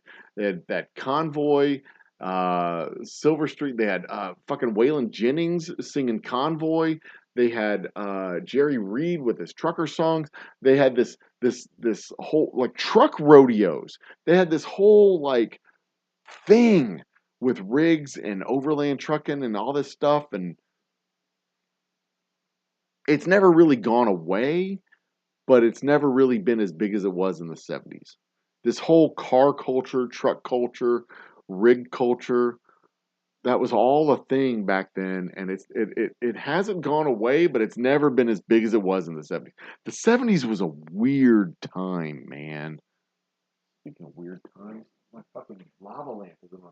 Why didn't y'all remind me to turn on my goddamn lava lamp? I rely on you people. It's okay. I love you all. Full of lightning, Bobby. God damn, that was a great movie. That was a great movie. Bad Axe. Cheers, Bad Axe. Cheers, William. Cheers, Walter Kurt. Walter Kurt. For all your logo tchotchke needs, your logo branding, your company branding needs, Walter will hook you up. 3K 3K Media, not KKK. 3K Media. 3K Printing. Walter's your guy. Send him a message. Find his email address in his bio. He's a good guy. He printed some of my labels for me. The Special Reserve, the straight whiskey Special Reserve. Good man. He's a good man.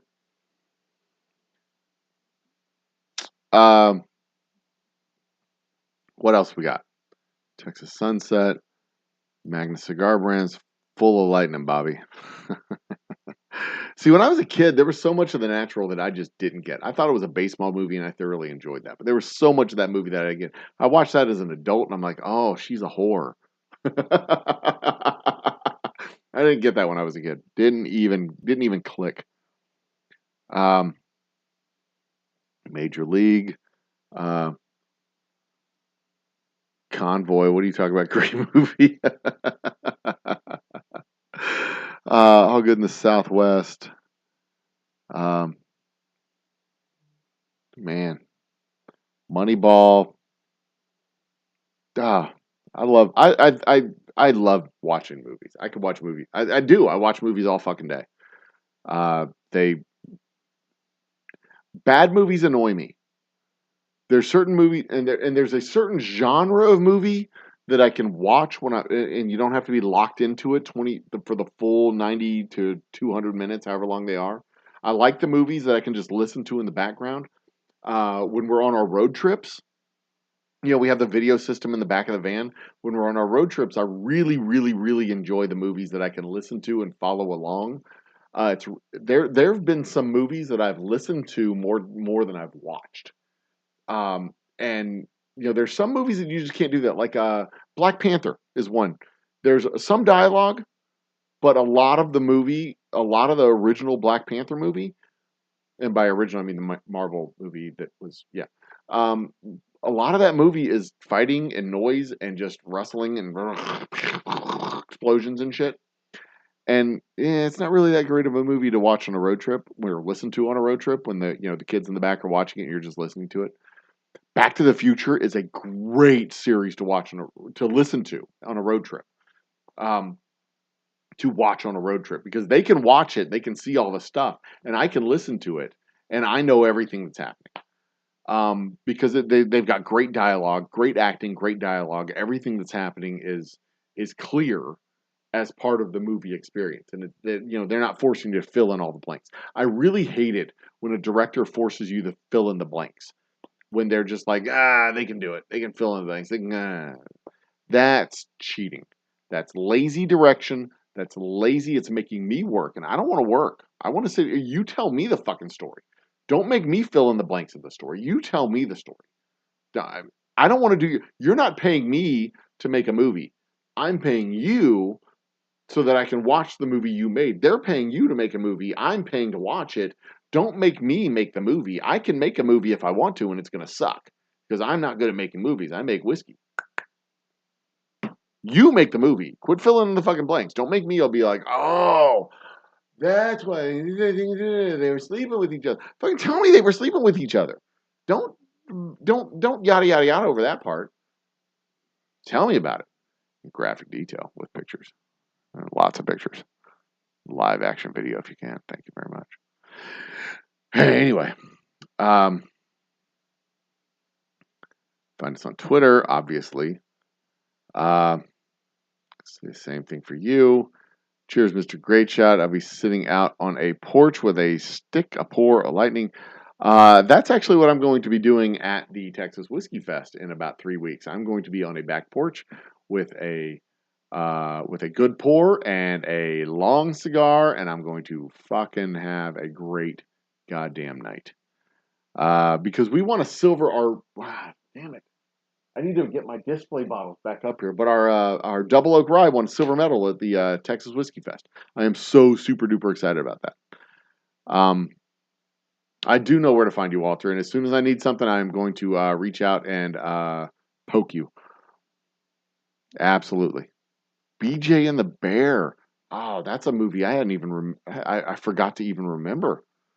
I didn't even remember to forget that movie. I just like I forgot to even know it. But yeah, BJ and the Bear, Any Which Way But Loose. There's so many of those movies from the late mid 70s, late 70s. They were just driving rigs, cars, all that fucking rig culture, cross country culture, open road culture. It was kind of growing up over what was that movie? Dennis Hopper,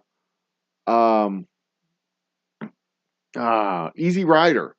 It was kind of the grown up, the progression of motorcycles across the country to that kind of that change in culture from when bikers were cool and the idea of the open road and on a motorcycle and freedom was on a motorcycle, and then open road and freedom became in a car because you were a little bit more respectable because you were in a car, and then the bigger the vehicle, the more respect you had because you were a trucker. But then truckers kind of became countercultural creatures, and they were like the bikers of cars. It was like they thought they owned the road, and they were like, nah, nah, nah, nah, nah.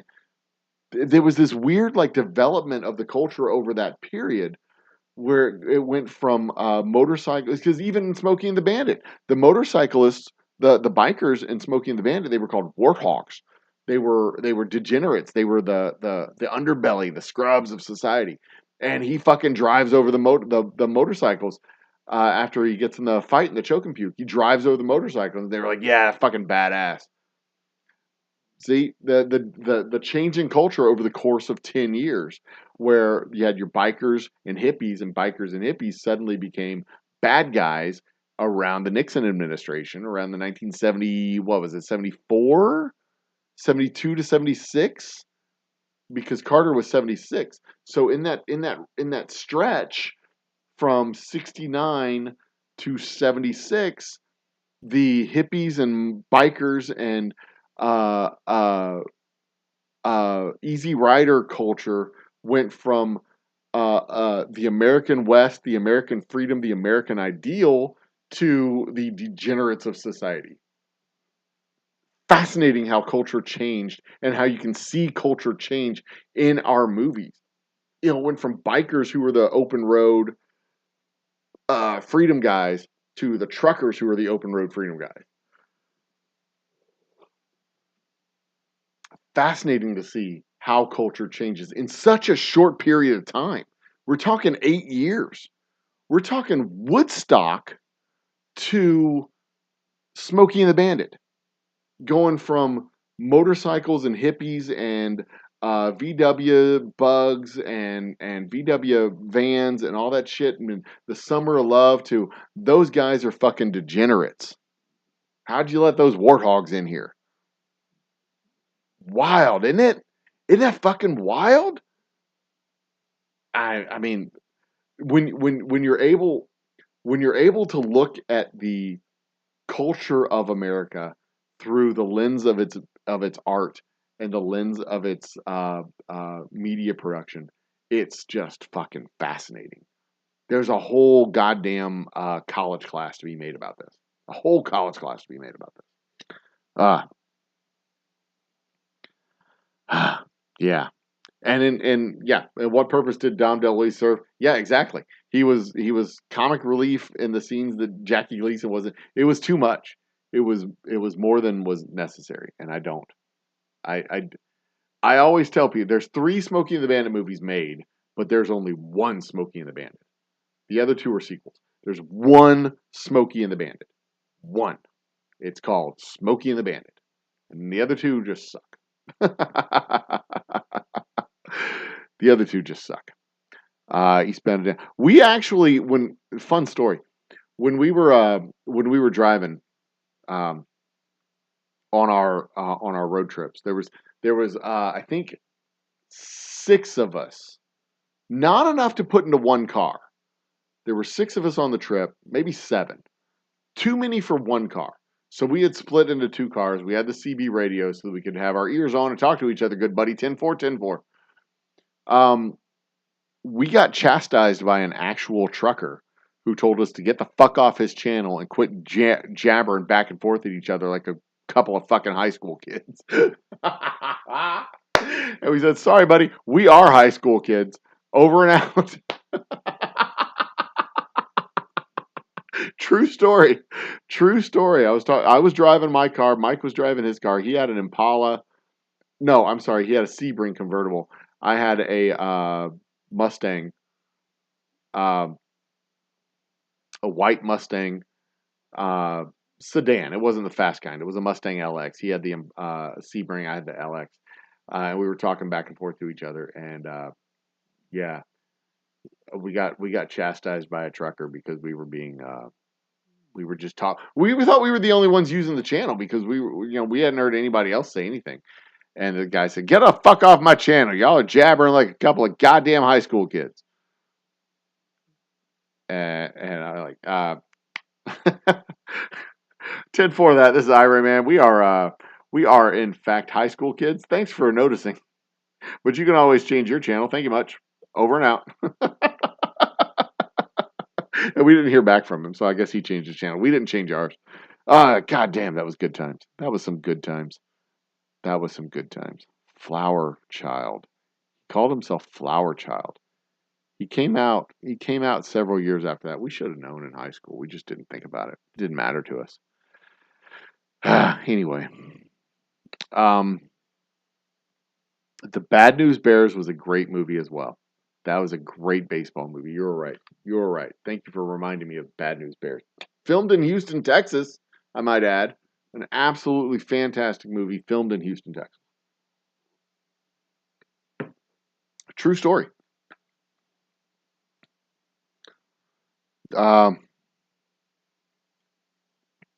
Wait, what? Cheech, you were in G.I. Jane? What? I need to hear this fucking story. I'm gonna come on y'all's panel and I'm gonna ask you about G.I. Jane, Cheech. I need to know more about that. I'm gonna write that down too. Where's my pen? Here's a pen. Cheech equals G.I. Jane. I need to know about it. I'm going to ask. Even if it's a joke, I don't care. I want to know. Sunflowers is back. Wants to know what's going on. Everything is going on. Walter Matthau. Oh, yeah. The Bad News Bears, Walter Matthau. 3K Consultants. Thank you, Walter. I was trying to remember the last part. I get hung up on the 3K part. Like, like y'all sat down and said KKK is a great way to have a great name to have for a company.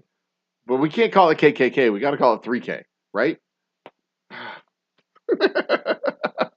Because there were three Kurts. There were three Kurts. That's why it's 3Ks. That's why. But see, there's this company that used to be around the corner from us that was the Cozy Country Kitchen. It was, and they did this on purpose. They did the Cozy Country Kitchen, and they were all spelt with K's: Kozy, Kountry, Kitchen. They couldn't have gone Cozy Country Kitchen with a C. They couldn't have gone Cozy Country Kitchen Kitchen. They couldn't have done that and been like the three and like their monogram being the three C's. Cozy Country Kitchen. They couldn't have done that. No. No. Their logo was done without somebody looking at it. Their logo was absolutely done without somebody looking at it and saying, guys, is that a good idea? Are you sure about that? But, I mean, y'all are three Kurts. I mean, that's fair. I mean, I don't want to pick on you. It's great. You do great work, and I love you. I really do. There was another guy that I worked with who was Strange Fruit Corporation, and Strange Fruit was the name of a club from the city where he was from. He was from out of the country. This place had a very happening, very bouncing, very exciting bar, very exciting club. It was like the center of the city, like a Club 54 in New York. This was the Strange Fruit Club in the city proper. And it was the place you wanted to be. You wanted to be seen. You wanted to be seen there. You wanted to be identified as mover and shaker in the Strange Fruit Club Strange Fruit, as it was called. And they had specialty drinks and everything. It was this happening place, lights and sound and goosh, goosh, goosh, goosh.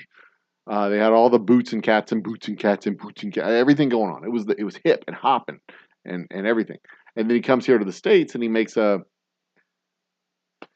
company called Strange Fruit, and I'm looking at the label and I'm going, Strange Fruit, y'all, you're not from around these parts. You're not from around these parts, are you? Because he's like, no, what do you mean? I'm like, nah, it's nothing. I mean, tell me about your company name. And he tells me about the club and how it was the coolest place, and he wanted to, make a company that aspires to it and all that. I'm like, okay, cool. That makes perfect sense. That's fine. I get it. That's fine. But now, if I had started a company called Strange Fruit, that would have all kinds of connotations attached to it that would be unfortunate and inappropriate. That you wouldn't want. That you wouldn't want being associated with your company, especially as a middle-aged white guy, because Strange Fruit was what was. How do I phrase this politely? Strange Fruit is the name of a poem which described the aftermath of a lynching. There's no other way to describe it. There's no other way to put this. It was the aftermath of a lynching. You know, when you have a mob that hangs a guy from a tree, and then the person hanging from the tree, that's a strange fruit. Get it? Because it's gross. I get it, right? You get it. I get it. We all get it. We don't have to belabor this point. Thank you. But my boy here, he wasn't from around these parts, so he didn't. That connotation meant nothing to him. That there wasn't that connection. He was like here and it was here and it was like whoop. It didn't connect. So yeah, he ended up changing the name of the company. Somebody raised this to him and it changed the name. But I mean, Like, it didn't have that connection to him, so it wasn't done. Anyway, that said, Walter, his dad, and his grandfather. It was your dad and your grandfather, if I remember the story correctly. That's the three Kurtz, 3K consultants. Y'all do great work, and I love what you do. I really do. Truly, truly love what you do. I look forward to having enough money to being able to get like hoodies and shit from you. And glassware. I want some glassware with logos. We'll talk. I'll get with you. I promise I will get with you. How far behind am I? It is 11:35 is where I'm at in chat, and it is. I'm not too far behind. Sunflowers. Uh, hmm. Anyway, Walter, come out. Come out on the 20th. Be my guest. You will want to see what's going on. I can't buy you a bottle of whiskey, but I can at least invite you out to the shop. You definitely want to see what's going on out there. Wait, what? You've never seen Smokey and the Bandit? Sunflowers has never seen Smokey and the Bandit?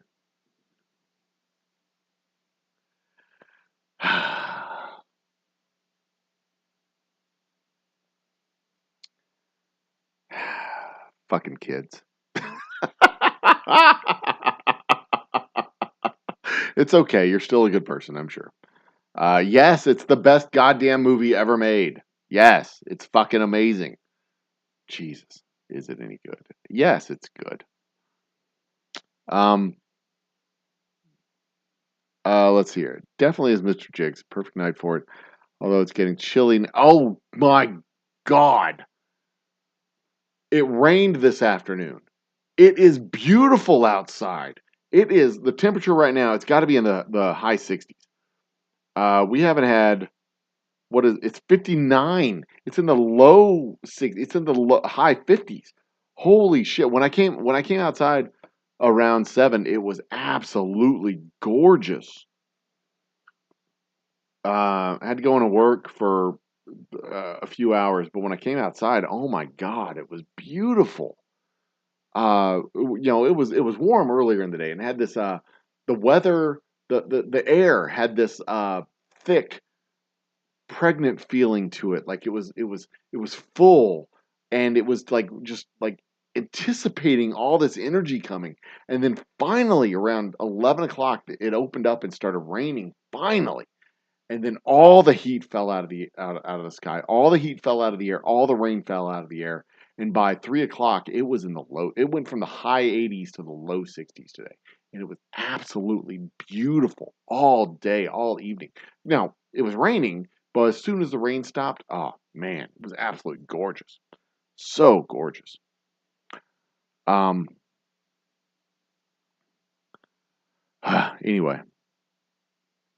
I disagree with. Can't say I disagree. Yep, y'all are all great. I love you guys. Um, Wild Hogs. God damn. I don't. I don't know if Wild Hogs was a great movie. It was a Tim Allen movie. What was it? Tim Allen, Kevin Hart, and the other guy, Kevin Hart, and Kevin. What's his face? I don't know if that was a great. It was a good movie. It was a Disney movie. It was okay.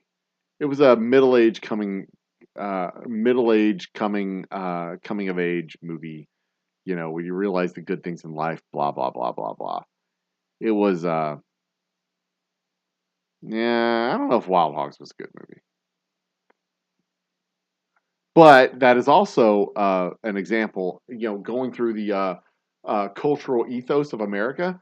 That's your middle-aged baby boomers, your late-stage middle-aged baby boomers, trying to rediscover the Dennis Hopper open road ethos of Easy Rider ethos.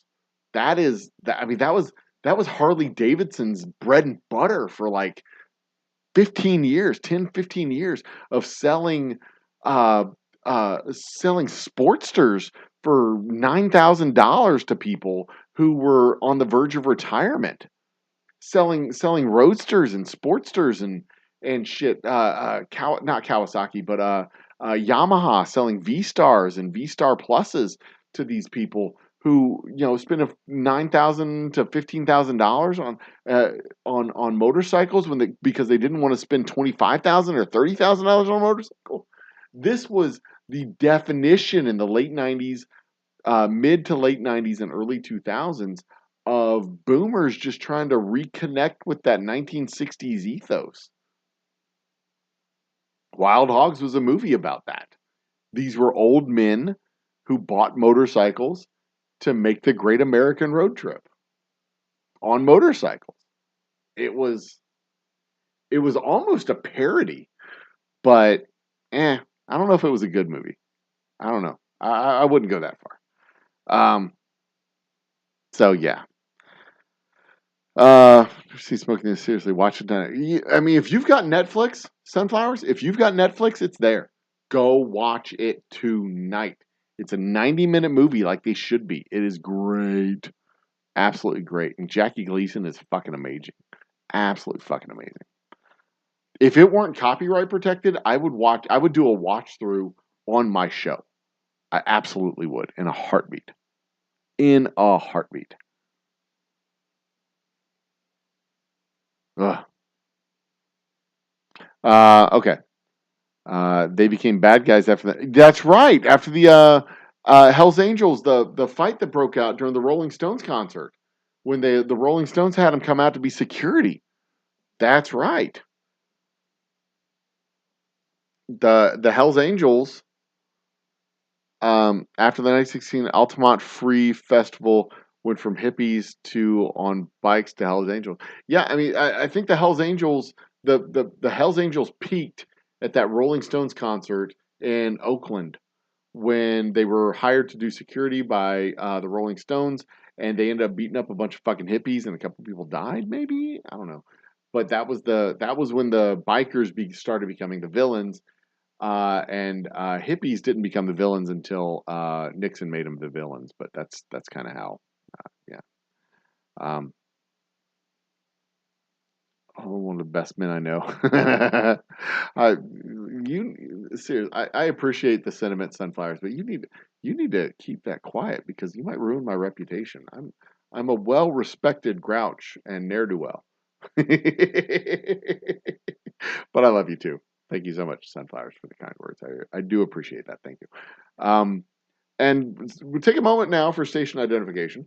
I'm going to do this. I'm going to try to do this. Take a moment for station identification. This is the Old Humble Distilling Company's. Hang on, I'm going to do this. This is back here. Okay, fuck it. No, never mind. We're not going to do station identification. I thought I'd do station identification like it's Old Humble After Dark. It's almost midnight, so I'd be like, "This is Old Humble After Dark." I am the Old Humble Guy, and this is the Old Humble Distilling Company's happy hour and channel on YouTube.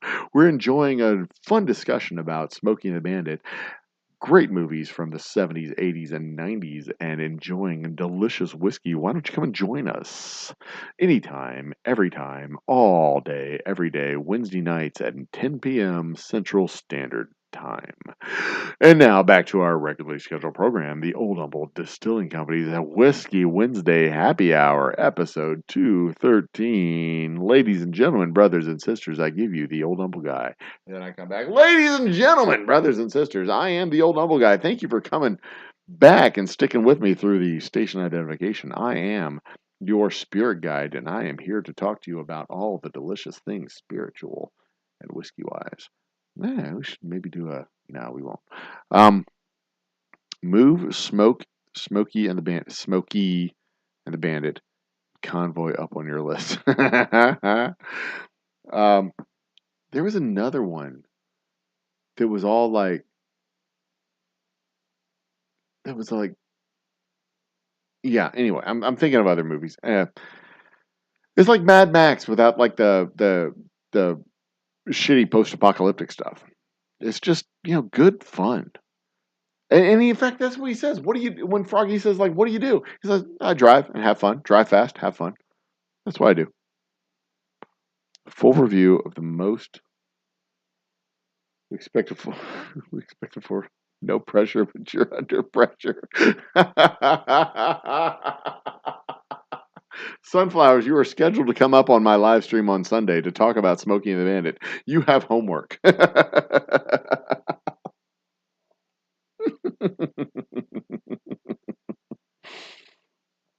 Are you a David Bowie fan? Ooh, yes. Talk to me about David Bowie. I like David Bowie. Let's see here. I used my CB my 76 Impala to take everyone's beverage orders on the way to parties back in high school. Oh, Christ. Strange Fruit is a great. Strange Fruit is a great. It's a gin. It was a gin manufacturer. Strange Fruit is a great name for a gin because it describes all the stuff that's in the gin. It's this delicious strange fruit that comes together to form this delicious gin. But it also has these weird connotations here, especially in the South. Of, I mean, you can Google the poem yourself. I don't need to do it for you. It's weird. It has issues. Why do you ask? I'm a David Bowie fan. Strange Fruit, 1937, incredibly brave by Billie Holiday, especially during the time. Yes, it was especially brave during the time. It wasn't just a poem. That's right. It was a song. It was turned into a song as well. Gray Ghost, silver Chevy Lumina, but Gray Ghost was my handle. How about that?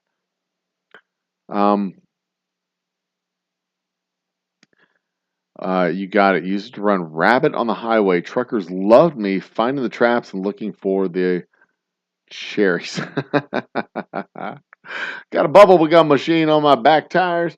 Why are you trying to get them off me, huh, Bandit?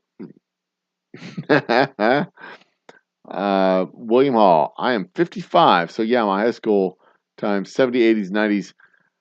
It's okay, you're super question at all. You're 55. I am actually 47. I will be 48 this year. My older brother is 54. My sister is 50 even. She turned, no, 51. She turns 51 this year.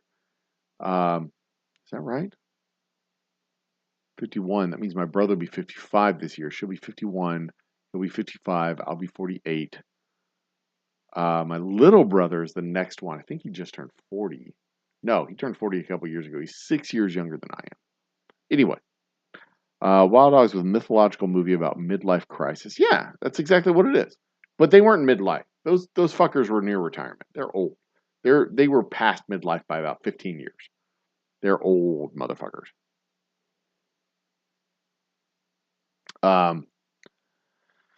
Love music. EDM. Love it. Old. Really? EDM. Boots and cats and boots and cats and boots and cats and boots and cats and boots and cats. Anyway, sorry, I won't do that anymore. Heavy metal, Iron Maiden, Juice Priest, hair metal. The fiddle was just getting me fired. The fiddle. Big fan of alt rock. Yeah, don't forget if y'all want to go find us on Twitter and all the places, feel free. I'm not really pushing my Twitter as much as I used to, but yeah, feel free by all means. I appreciate that. I'm mixing and mastering engines of music, so I love all types of music. It's my ear right. I have become a big fan of a good banjo riff. God damn. And I'm very happy to say I've tuned my guitar. And I'm going to try and relearn my chords.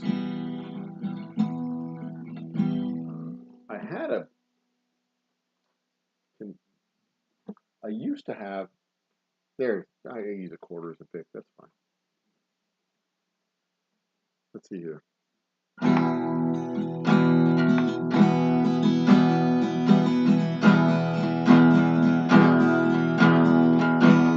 Alright. Enough of that shit. I promise you, one day I will learn a song and I will play it on my guitar. Live, I'll learn a fucking song and I'll play it live. I used to be able to play You Are My Sunshine, but I can't do that anymore. I do have my emotional support harmonica.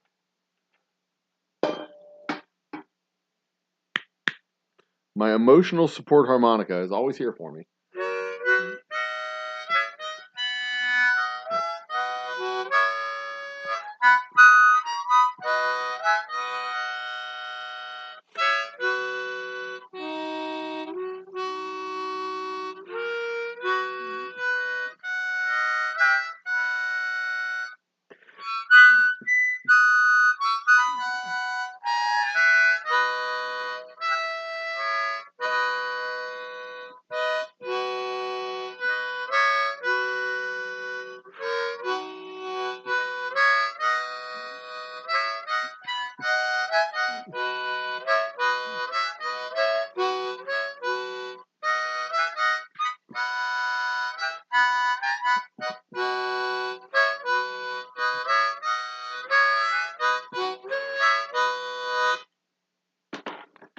Yep, that's what I call. That's a song I like to call nonsense. Um, it's just fucking nonsense. Let's hear. Back to you. Back to you. More you, less me. That's great. Hold her to it.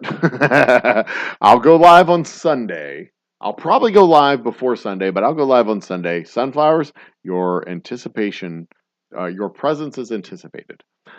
Um, lol, I'm back. Yeah, she's back. Let's see here. Where are we at? I turned 51 this year. Don't feel a day over 86. I would like to run. I think I'm going to run another marathon when I turn 50. I ran a marathon when I was 31. I think I'm going to run another marathon. I'm going to set a goal. I will run another marathon before I turn 50. You heard it here. You heard it here first, kids. You were young, and she's younger than all of us. She's a fucking child. Oh shit, you're right. Easter is Sunday. I'm not going to be live on Sunday. Fuck Sunday. I won't be live for you guys on Sunday. I've got other stuff to do. I'll probably be hanging out at with my mom, as a matter of fact. What are some of your favorite bands? I've seen some of those Jane's Addiction, Ministry Smiths. I mean, me personally, I don't know if I have um, a favorite band. I don't know if I have a favorite band that I can go to. I'm like, yeah, I mean, Traveling Wilburys. I can listen to them all fucking day. Parliament Funkadelic. I can listen to them all fucking day. Um, Tom Petty, Traveling Wilburys.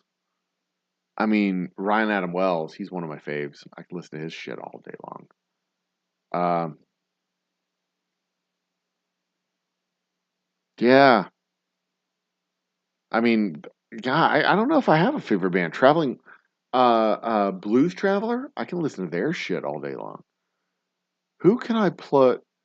Like, if I had like six, all of their music, like it doesn't matter. I could listen to Bruce Springsteen. Like the music, when I'm listening to music, it just kind of goes into the background. Because then like the music is just noise in the background, and then that like frees up my mind to just do whatever. So I don't know if there's like, I mean, there's obviously times I'm in the mood for something in particular, like EDM or whatever, dance, swing, electro funk, uh, uh, hip hop. Jesus Christ, I can blast like a Kid Rock's greatest hits for a couple of hours. Do ZZ Top. I can do uh, uh, uh, uh, Color Purple, not Color Purple. Fucking who are they? Jeez, Rage Against the Machine for just hours. You just run like a box set of those guys for hours at a time. I can do all kinds of different fucking music. Music for me is it's whatever the mood is, and I can just like put it in the background and it's ambiance, and then like I can watch TV and listen to music at the same time. Like that's just noise in the background. Um, I'm not I'm I'm not one of those people that like listens to music and I memorize all the lyrics and I know who all the singers are. And this is the background of this band and blah, blah, blah, Guns N' Roses and Def Leppard and all these guys. Like I can listen to all their music all the time. But then, there's this distinct break around 1996 where it stops being regional artists that went national, and it becomes a nationally homogenized pool of goop. And there's a distinct difference between pre-96 and post-96. But we'll talk about that another day, too, because that's a fucking fascinating story. That's an absolutely fascinating story. Of why. Because it's not your imagination either. It's real. It really happened. There was a distinct change in the industry in 1996. There was a change in the music industry in 1996. And pre-96 is one thing. Post-96 is another thing. And the change in the industry has to do everything to do with regulations and consolidation among the record labels and radio stations.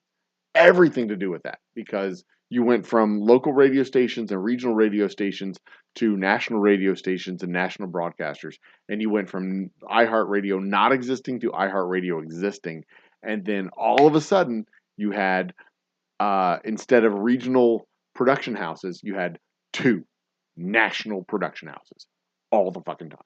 And it made it much harder for regional guys to get national play. And it's not your imagination. It actually happened. And that should be something we talk about. That's not a bad idea. Good night, Mr. Great Shot. Cheers, and whatever the opposite of salutations is. What is the opposite of salutations? What is the opposite of salutation? What is the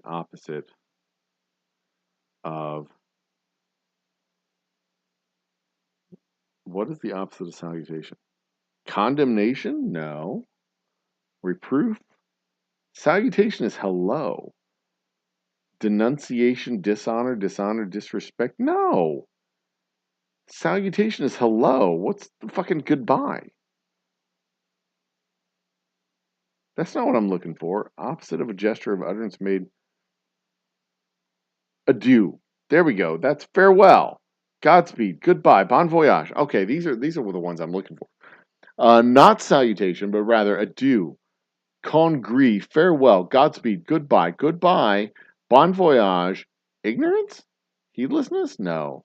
Neglect? No. Send off? No. Valediction. Valediction, Mr. Great Shot. Cheerio, going away, waving wave. Adieu, farewell, Godspeed, goodbye, bon voyage, or I like valediction. That's a great term. Valediction. Valediction, opposite of speech made. What is the opposite of valediction? Opposite of speech made when leaving or parting company is valediction. So salutation would be hello. Valediction would be goodbye. I like valediction. That's a good word. There you go. You see, not only do you get good whiskey when you come to the Old Humble Distilling Company, you get good words. Valediction is a great goddamn word. Put that in your pipe and smoke it. Valediction. I really didn't know how much the passing of Tom Petty affected me. I really miss him. Of course, I miss his music. I never knew Tom Petty, but I miss his music. He was making great music when he died. And that's the difference between Tom Petty and someone like a Whitney Houston. Whitney Houston hadn't made great music for years when she died. The person who died killed Whitney Houston.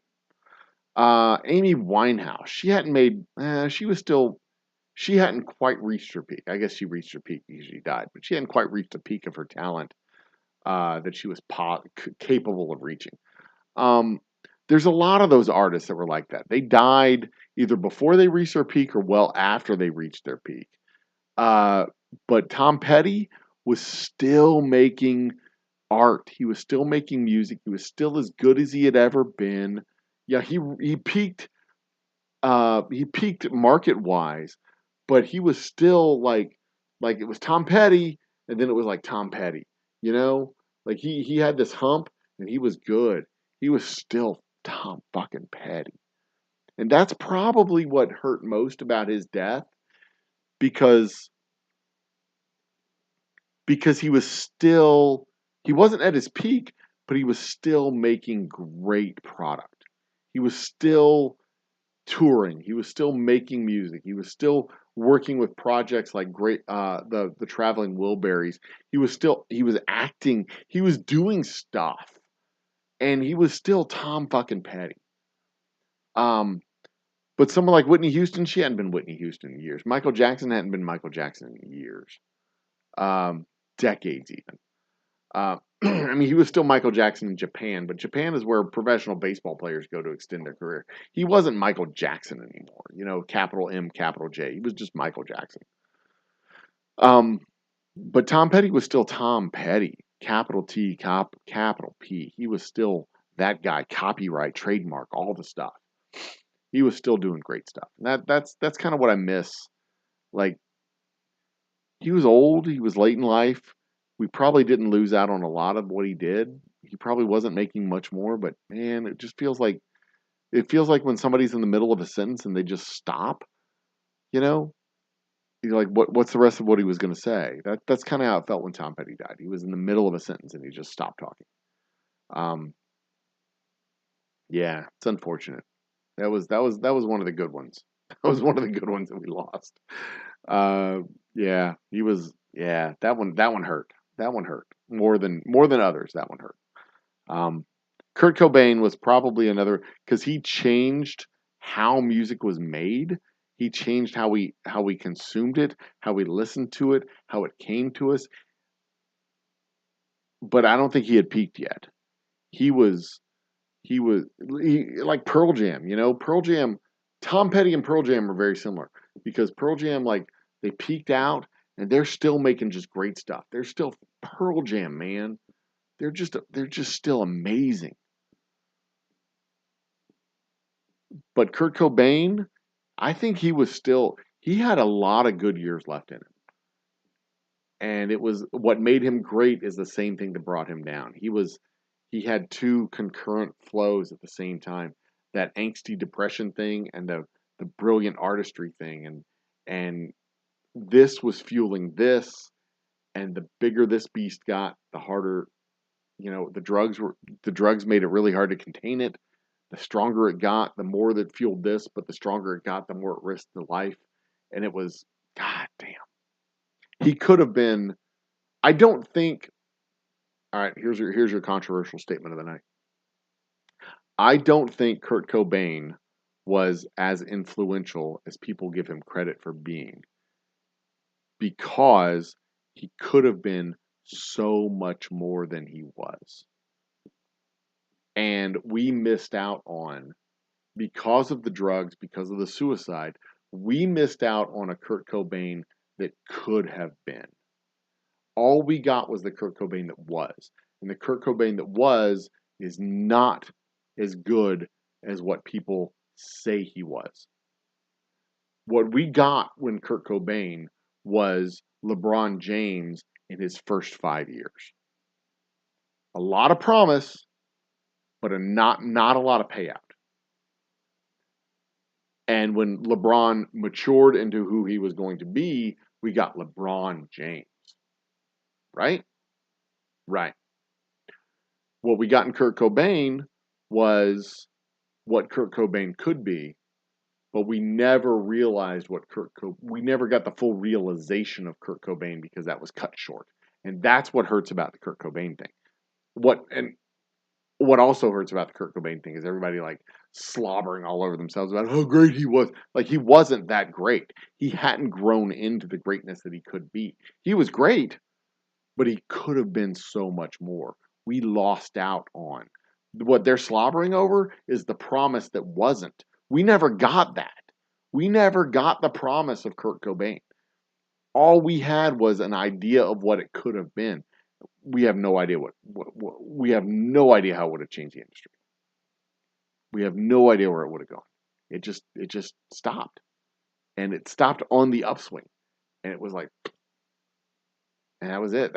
That's the tragedy of Kurt Cobain, and that's different than the tragedy of Tom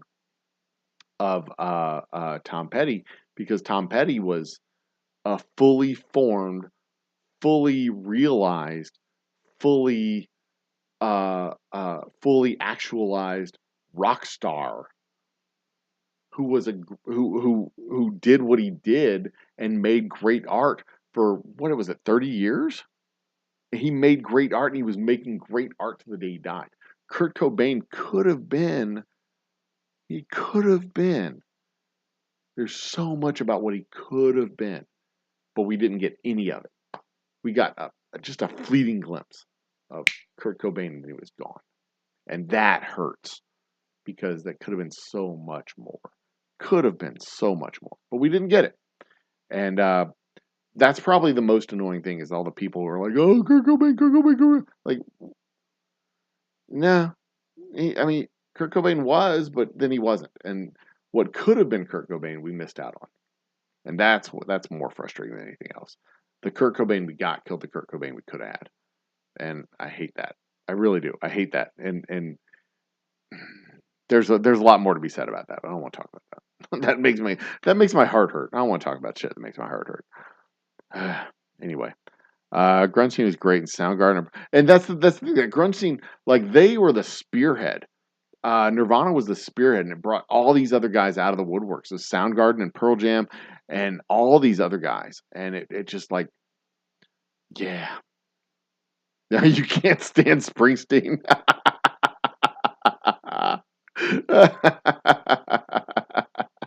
That's fair. That's fair. Not everybody likes good things, and that's fine.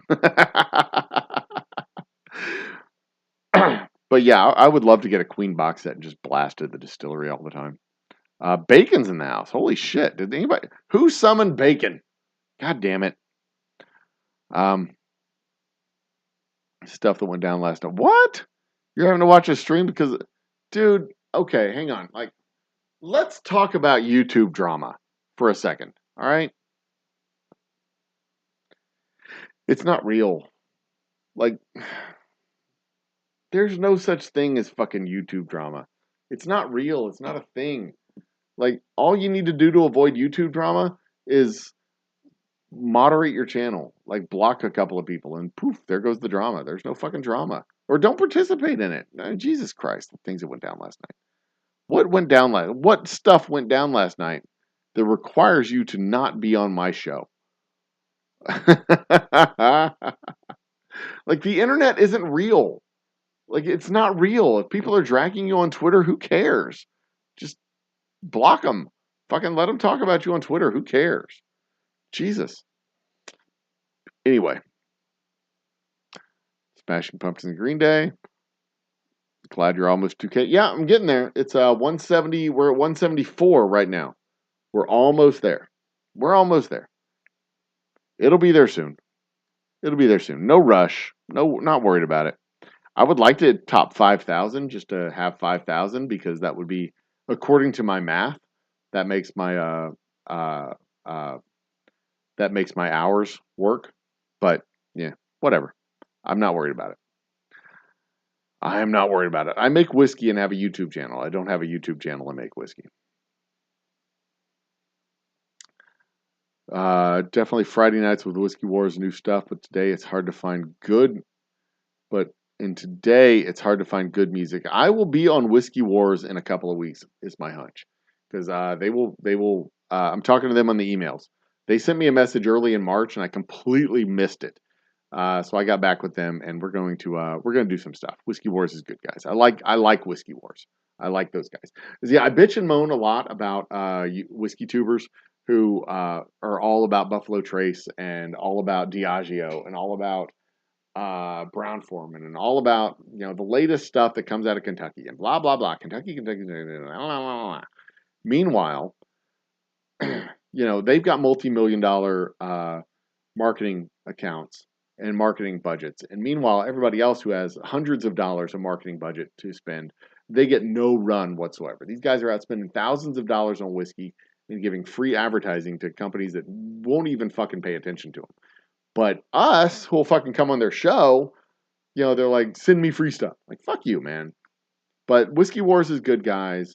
Bourbon School is good guys. There's a lot of good guys out there. There's a lot of good guys out there. There's a lot of people, just like with the Kentucky industry, there's some good stuff and there's a lot of shit. The whiskey tube community is the same way. There's some good guys and there's a lot of shit. So when I complain about a lot of shit, don't get me wrong. There's some good guys out there too, and I like the good guys, and I like talking to the good guys. Y'all know who the good guys are. Y'all talk to the good guys too, um, and hanging out and participating with good guys. I would not participate with them if I didn't think they were good guys. So that said, I'm looking forward to entertaining the Whiskey Wars, having them on my show, going on their show, doing all the stuff. Same thing with Whiskey Encore. Same thing with all these guys, Bourbon School, all these folks. If I didn't like them, I wouldn't talk to them. If I didn't like them, I wouldn't hang out in their chat. If I didn't like them, if I didn't think they were good guys, if I didn't think they were doing good stuff, I wouldn't hang out with them. Same with Top Shelf Dustin. Same with all these guys. I wouldn't hang out with them. I wouldn't talk with them. I wouldn't interact with them. I would tell them straight to I would straight up tell them you're shit people, and I don't want to hang out with you.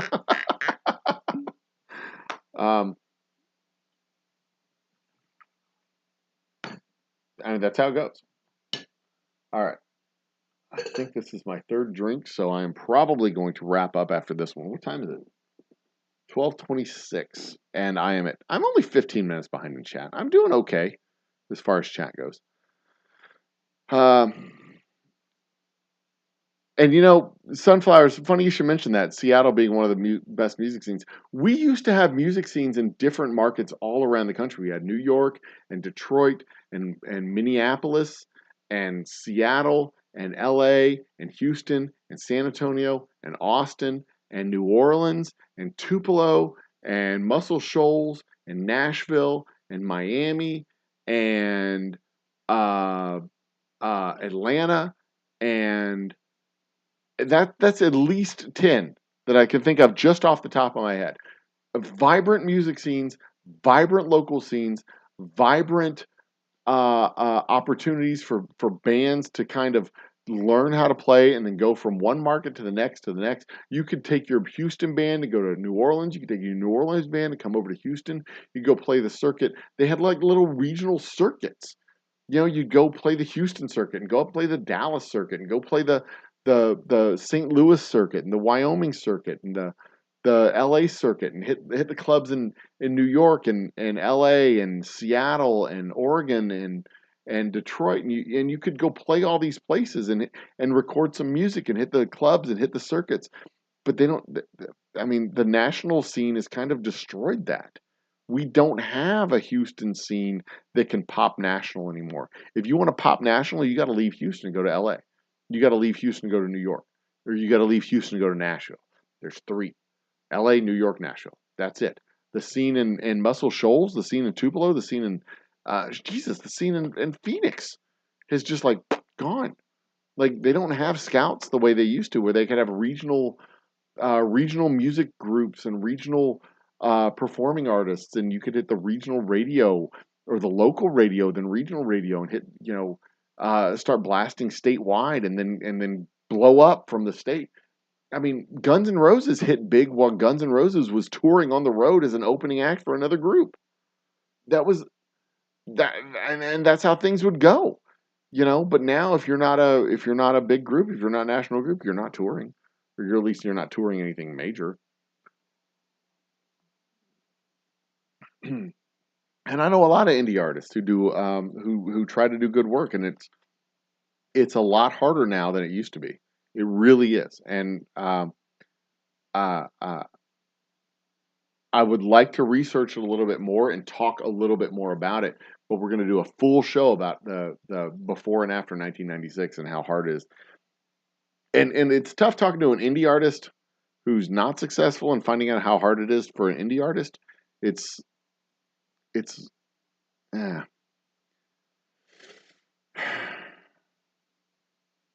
Yeah, there's a fine line to draw between getting good information and just getting bad informants. You know what I mean?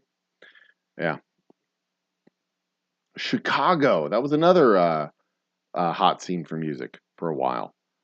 Um, and these fucking concerts nowadays, they're so damn expensive. It costs as much to go to the concert as it does to pay Ticketmaster for your fees to go to the concert. You get a $50 ticket that costs you $100. It's insane. The music industry is fucking insane. You know, if you don't get in a Ticketmaster venue, you don't sell the tickets. But if you, you know, if you don't have the pull to, I mean, to get people to pay $50 for a ticket, then it's challenging. It's really fucking challenging. In Seattle before they became great. Love that music. Oh yeah, it was good stuff. Like you always want to have that experience. You're not far away then. Indianapolis. Did Indianapolis have a music scene? Not that I can think of. I'm sure they did. I'm sure they did. It's a major city. Beautiful town. I loved Indianapolis when I went and visited it. It's a gorgeous city. Absolutely gorgeous city. Um, Early Smashing Pumpkins albums, What Hooked Me, incredible guitar. And Under the Radar, Mudhoney. Huh. Huh. Good to see Prince in Minneapolis before he went Meteor also. Yep. Grew up not far from me. You're in Indiana.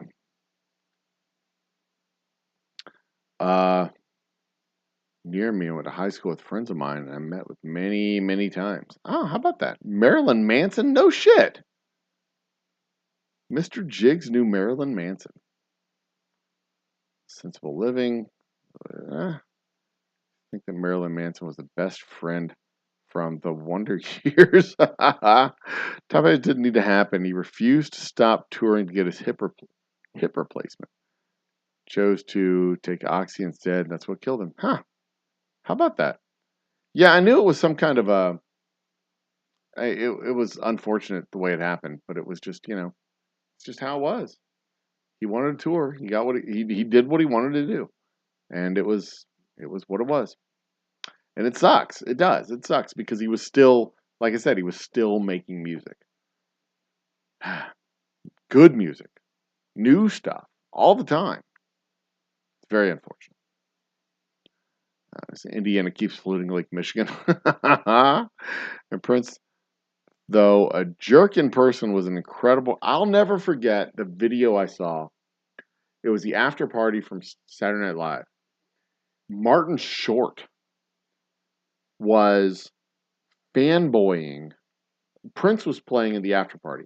Prince was the musical guest, and he got up on stage and he started playing guitar. And Martin Short was like, it was Martin fucking Short fanboying over Prince. Prince was a god. He was an absolute god. And he would absolutely steal your girl. Absolutely. No question about it. And Prince was fucking, he was talented at everything. He could play keyboard, he could play drums, he could play guitar, he could play bass, he could sing. Dude was phenomenal. And he could produce. He could produce records. He could produce music. He could do it all. He was a full package. Dude was 100%, 100% amazing. And that was Prince. And we got to experience that. We got to hear his shit. We got to listen to him. He walked on the earth the same time as we did. That's cool. That's cool. That's totally cool. Why do I know so many people who live in Illinois commute to work? I'm one of the people that left Indiana. I went into Indiana and left it. I never lived a day in my life there, but it is a beautiful city. Or Indianapolis is a beautiful city. Indiana is a beautiful, beautiful state. Beautiful place.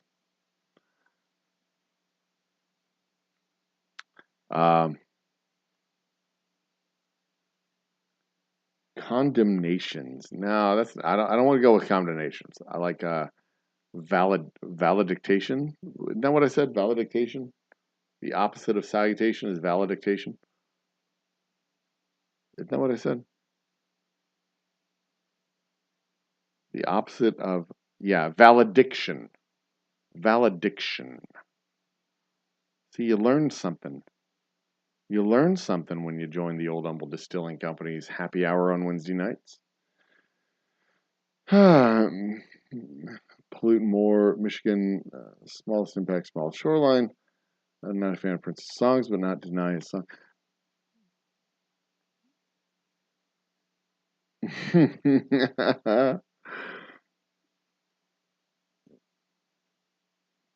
Even I know that Indiana's probably not the worst polluter of the Great Lakes. I mean, there's Michigan, there's Chicago. Oh, Jesus Christ, Chicago probably pollutes the Great Lakes more than the rest of Illinois combined. Anyway, doesn't matter though. Other than Cleveland, and Cleveland lit their fucking lake on fire. Um, Numbers and statistics, not conjecture and opinion. The entire decade of stars that we lost all to heroin.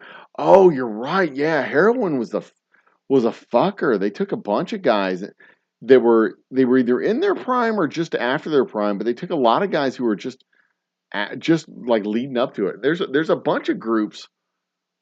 There's a bunch of groups that we lost to heroin that they weren't that great, but we idolize them. We overstate their importance and their worth because we lost them to drugs. And they had potential. But there's a lot of them that got really bad and they got clean. Aerosmith is one. They got really bad and then they got clean and then they got better. Um, yeah, that was the heroin. The heroin in the '80s was bad. It was really bad. Two for polluting Lake Michigan, then it polluted Lake again. The company's in Indiana. I don't know why that's all that matters. Sunflowers can't stand Bruce Springsteen either.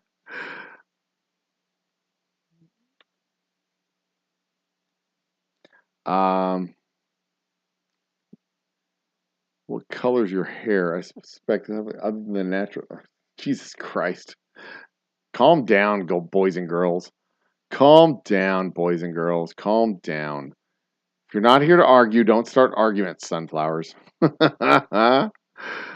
um, East Palestine, Ohio. Come on. I don't want to talk about fucking that shit. I'm going to skip it. I don't want to talk about that shit. Uh, we had a marvelous week of criminals getting indicted. I don't want to talk about I don't want to talk about other shit. You want to talk about current events? Let's talk about jackasses being indicted. Because if you want to talk about companies polluting shit and not talk about Illinois, then we're going to have problems. Because Illinois has a bunch of companies that pollute shit.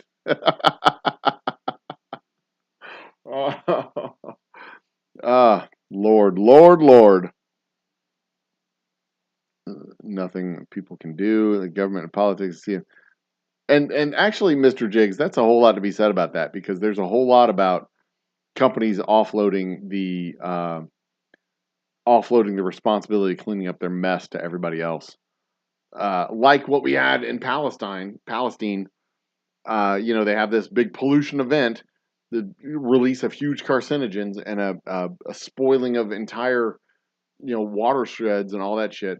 And yeah, that's it. They're done. They clean up the chemicals and they're done. But there's, you know, years down the road of cancers and shit, and who's going to be responsible for the cancers? They are. Like the people who have the cancer, they're going to have to pay for the cancer remediation. That's how it's going to be. They don't get any help. The company's not going to claim any responsibility whatsoever. So it's just, yeah, the companies offload their responsibilities, they offload their cleanup, and that's how it goes. But I don't want to talk about this shit. That's another night. I don't want to talk about this shit. Um, what's wrong with setting our water on fire? Oh, Lord. Lord. And see, that's what we get when we get small government and big companies. When you get big business and small government, you get water that lights on fire. When you get, when the biggest big bad in town is some private company, then you get a government that complies with the corporation, and as opposed to the corporation complying with the government. That's what we should have. We should have a government complying with the people, and companies complying with the government. But we don't have that. We have people complying with the government and corporations telling the government complying with the corporations. But I don't want to fucking talk about that. But only if you're big enough. Because if you're a little guy, like me, the government tells you what to do. If you're a big guy like Diageo, you tell the government what to do. And then we have to play by Diageo's rules. And guess what? Who Diageo's rules favor? Diageo. That's right. That's right. Anyway, where the fuck was I? Seems to be attractive. Alice in Chains, Blind Melon, Soundgarden. I do want to know what Marilyn Manson was like in high school. Like, who the fuck was Marilyn Manson in high school? Like, was he as weird as he is in real life? Or was he just some sad little goth kid that kept to himself and wrote his fucking music? I don't know. I kind of get this idea that high school music prodigies didn't go to school very much. I don't know. Guys, it's almost 1 o'clock. Brian was a nerd, geeky type.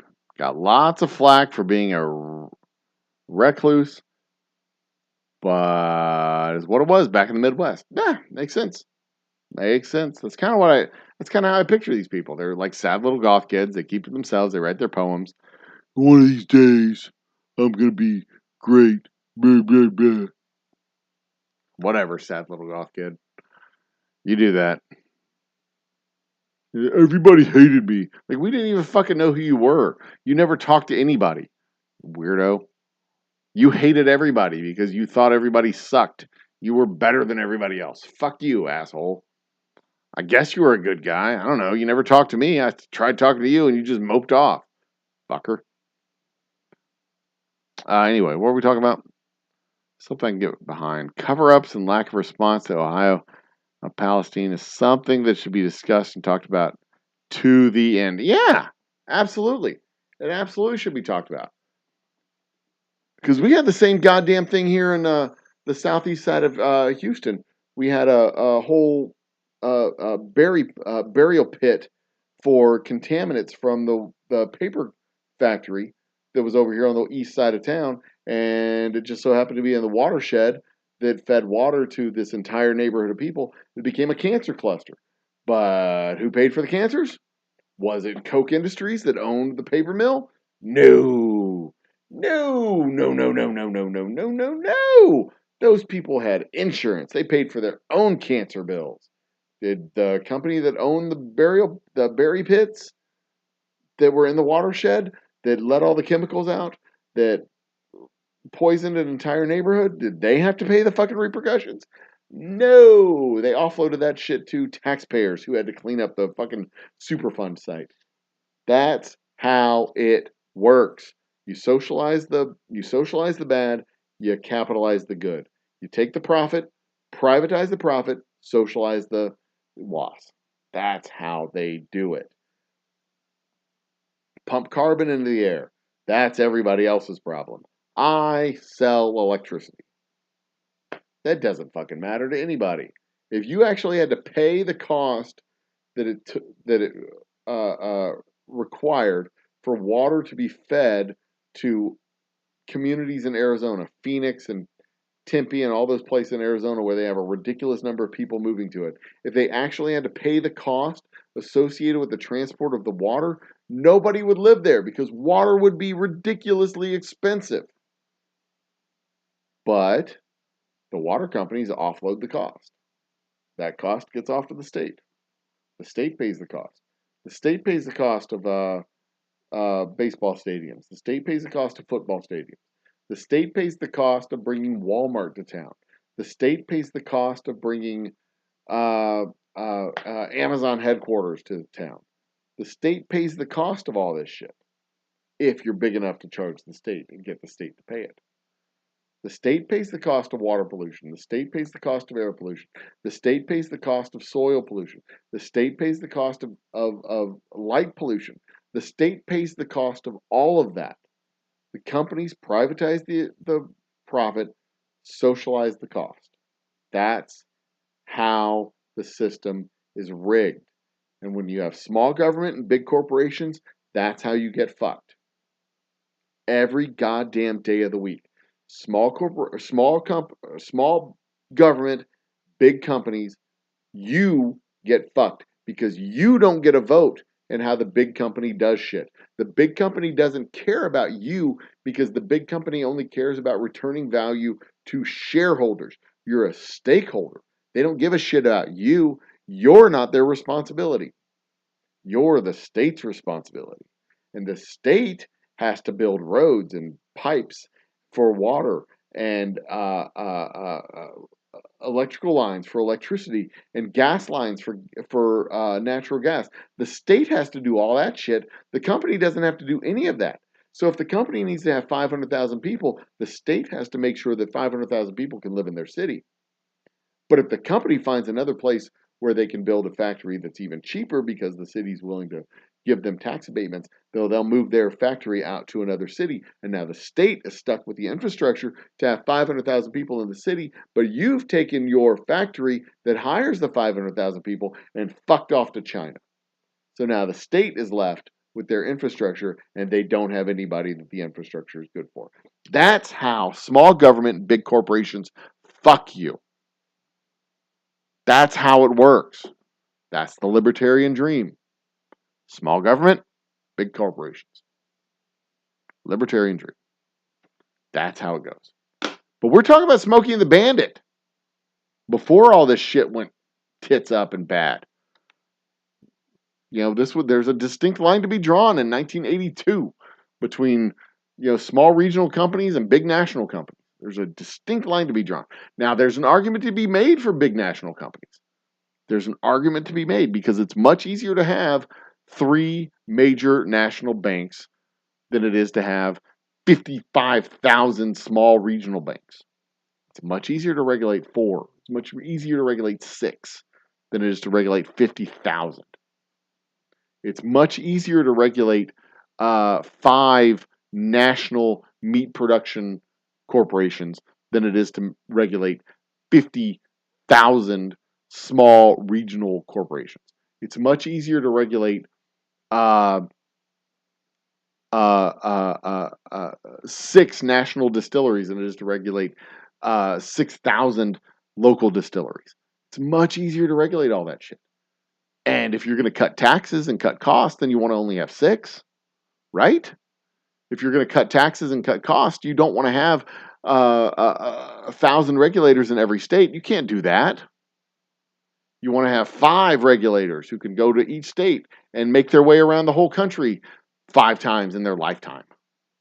That's how it works. You want small government and big corporations, that's what you get. You get this dystopian future where RoboCop is the standard. If you want responsible governance, then that is not the libertarian ideal. Responsible governance and libertarian ideal do not go together. Now, there is a balance between conservative and liberal. Somewhere in between is ideal, and that's how it used to be as far back as the 90s, but that's not what we do now. We do socialist or libertarian. That's it. Those are your 2 options. Either no governance or too much governance. And it's fucking stupid. It's just fucking stupid. And the worst part about it is people aren't even honest. They're not even honest about it. They're like, oh, we can't have any regulations because that means that people don't get to drive cars. Blah, blah, blah, blah, blah. Like, that's not how... That's not how things work. You know that's not how things work. Oh, if we have any kind of regulation on healthcare, then we have death panels. That's not how things work. That's not how things work. That's not how things work. Just fucking... How do you even have an honest conversation with somebody who goes from zero to socialism, zeros to that's communism, and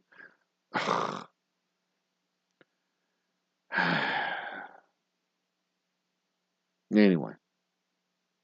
So that's enough of my rant. I'm not going to rant anymore. I'm done. 2 times a week, and then very little train traffic now. It's daily. I see train whistles 3 or 4 times. We're in Houston. We have train traffic all the time. I hear train whistles every goddamn day. Every damn day. We're in Houston. We're a major transportation hub. Trains go all the way through all the time. Um, Senate hearing derailment during the fucking hearing. Yeah, they did. They have like what, one or two derailments a day, something like that. Most of them aren't serious though. What decades gave USA the best music? Oh, that is a great question. What decades gave the America the best music? Well, see, most decades can be identified as very unique. Starting in the 50s, because music changed culturally in the 50s. In the 50s, for the first time, you had music being made for young people, right? In the because in the 40s there was World War II, right? And in the World War II ended, everybody comes back, and a few years later, like they start making music for young people being 20 something people, not young people 15, 16, 17, 18 people, but 20 something people. But here's the thing, going into the 1960s, the music labels start making. We're moving into this car culture thing. We're moving into the suburbs in the mid 50s, going into the 60s. The suburbs are maturing. We're getting this civil rights thing. We're getting this maturation of the civil rights movement, the development of the civil rights movement. And then for the first time in the 1960s, you have not just music being made for 20 somethings, but music being made for teenagers. For the first time ever, music is being produced for teenagers, 18, 19, 20-year-old kids. And then move forward a little bit further into the mid 60s, the late 60s, and then it's the first time ever that kids start making music for kids. In the late 60s, the last half of the 60s and going into the 70s, that's when you start getting musicians who are in their 20s. They're no longer in their 40s and 50s like they were in the early 50s. They're no longer in their 30s like they were in the early 60s. Now they're in their teens and 20s in the late 60s and early 70s. You have people like Jimi Hendrix and Mama Cass and the Mamas and Papas and all these guys who were in their early or late teens and early 20s making music for other kids. It's early 20 somethings making music for early 20 somethings. This is when music starts to actually connect with the people who are listening to the music. It's not being made by grown-ups for kids. It's not being made for younger grown-ups. It goes from middle-aged people to kids to mature grown-up or mature kids to kids. But now it's kids making music for kids. Actual 20-somethings making music for 20-somethings. And this is when, in the 60s and 70s, is when music starts to pop off, and it starts to separate where there's your parents' music and your music. Because your parents' music was different than your music, because your music was speaking to you, right? It wasn't your parents lecturing you. It was you speaking to you. It was you speaking, you and your peers speaking to you about things that were important to you. That's the difference between the 60s, the early 60s and the late 60s and the 70s and the 60s. And then when you move into the 80s, the early 80s was this weird time because disco died in December 31st, 1979. And basically because music labels got tired of disco. They didn't want to hear disco anymore. They got tired of it. They didn't want to do it anymore. They want a new sound. It's the 1980s. It's a new decade. It's a new era. We're going to have a new sound. We're killing disco. Disco's dead. Disco sucks. No more disco. They didn't have anything to replace it with. The first 3 years of the 1980s was chaos. Absolute fucking chaos. It was late stage disco, the death of disco, the birth of rock. Hair metal didn't start. Hair metal didn't start and take off until the later half of the early 80s, 1983, 1984. It didn't take off until then.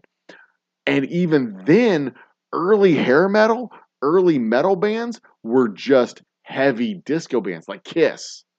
Yeah, Kiss was a metal disco band. They were fucking metal disco. But in the early 80s, you had this weird blend of anything goes. And there was a whole lot of weird stuff in 1980, 1981, 1980, just absolute weird stuff. And then and then the late 80s. But honest to God, I think the 1970s and the 1990s were probably the two best decades for music because it was such a wide open, democratic, mature type of environment for music. And then in the late 90s, it all died. It all just died. And then we have this national homogenized piece of shit garbage that we have now. TikTok music. To be fair, it's a different culture producing music now. It's a different way of producing music. It's Megan Trainor doing her TikTok dances. It's Taylor fucking Swift, who is a national treasure, who is a national fucking treasure, by the way. Taylor Swift doing her shit, and Lady Gaga and all this stuff. It is an entirely new medium of artists being able to reach their audiences and stuff. It's fascinating study of how it's done, but I really do think the 70s and 90s were the two best decades for music in the 20th century, and I have not seen anything in the 21st century that has rivaled either the 70s or the 90s. And that's the reason why in the 1970s and the 1990s it was your generation making music for you. It wasn't old people making music for young people.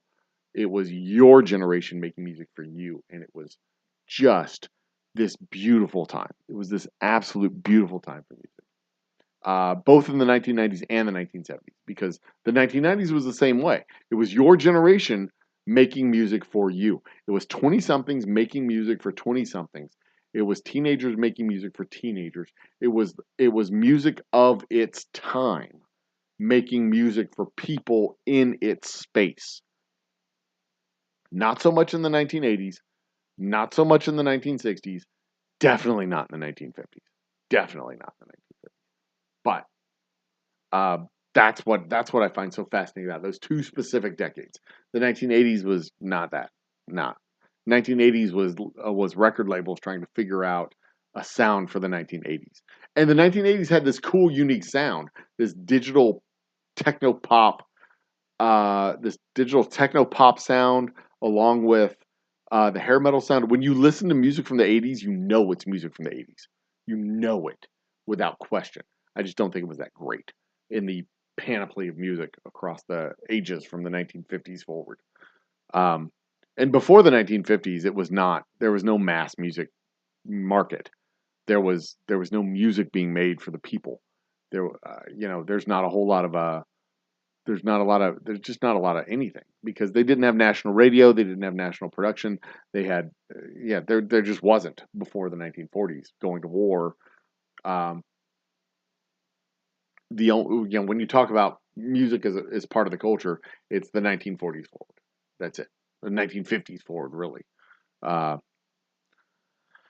So yeah, 1970s and 1990s. Those are my two decades, and I'm sticking to that answer. Sticking to that answer without question.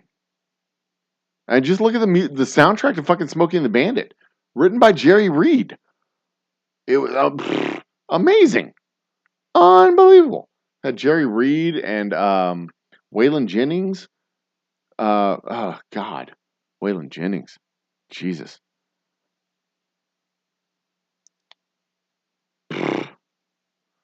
70s most diverse with best music overall to me was the 1980s had the 1980s.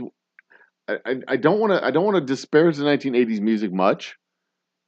I don't think it was as good as the 70s and 90s, but that's like saying that I built a skyrise that's not as tall as Sears Tower.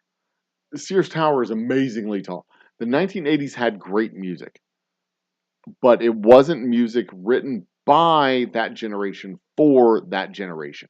It was music written by record companies. It was a sound being found by record company. It was a sound being found by labels. Much the same way the early 2000s, early 2010s, it was a sound being found by producers to be provided to people listening to it versus bands making music and being discovered and raised up and being made famous. That's the difference between the 70s, 80s, and 90s. The 80s was producers producing music to give to you. The 70s and 90s was bands producing music to give to you. And it was just so much better when bands were making it. And you can tell the difference too. When bands hit it, like their first and second records, and then their studio produced record when they got discovered, their studio produced record, and then the studio taught them how to be good performers. Then there's the second studio record to fulfill the contract. And then there's the third record after that that's their fucking best one ever. Right? Because there's the early days, sometimes a second record for the early days. And then there's the studio record, which goes double platinum, triple platinum, whatever. And then there's the follow-up to the studio record that's garbage. Always, right? This is the pattern. And then they end their studio contract and they do their own label, their own album, whatever, with their new contract, whatever, one label only. And then that one also goes triple platinum. And that one's as good or better than the first one because it's their voice. It's their voice and how to make their music using the tools that they learned from the studio to become professionals. So the first two records are pure talent. The third record is pure production with their talent. The third record is just pure production, no talent. It's just obligation. But the fourth record is pure talent plus the knowledge gained, it's experience. It's talent plus experience. That fourth record is the one. That's the one. That's the one you want to get. That's the one where they've shown their prime and they're amazing and they like everything they know is on display. And some super bands go beyond that. They take that and they make more. But others, they're just like, yeah, we did it. We're good. We're rich. Fuck it. That's the one though. That's the one. It's the third one. That third album. It's the studio record, the follow-up shit record, and then the independent one. That was just amazing. That's how it goes. And a lot of bands in the 90s, like, what do we have in the 90s? We had Pink Floyd coming back out. We had Led Zeppelin coming back out. We had Def Leppard coming back out. We had Guns N' Roses. We had so many bands coming back out in the 90s that had that experience from their their records that they released in the 80s. It followed. The pattern follows. This is the professional era. The 90s was that golden era almost of mature bands from the 1980s that hit their stride. They busted out. When did Metallica have their really good fucking album? Yeah, right? You see the pattern? Like, they were good for their first couple of albums. Kid Rock, when he had his first great album. There's so many that fit that pattern. They had the shitty self-produced records that were in the indie bin, and it gets picked up by a studio. They go platinum, follow up shit. Third album, great, unbelievably great. I'm not losing my mind. I know what I'm talking about. As an observer of culture, pop from the '80s. I enjoyed the alternative. And thank you for coming to my TED Talk. That is my thesis on music in the 80s, 90s, 70s, 80s, and 90s. 90s didn't have 90s what? Didn't have great music, but if you're talking about great original music, oh man, don't fuck with me about the 90s. The 90s had fantastic music. Had all the great music. Mystery Great, GNR and The Cure were great.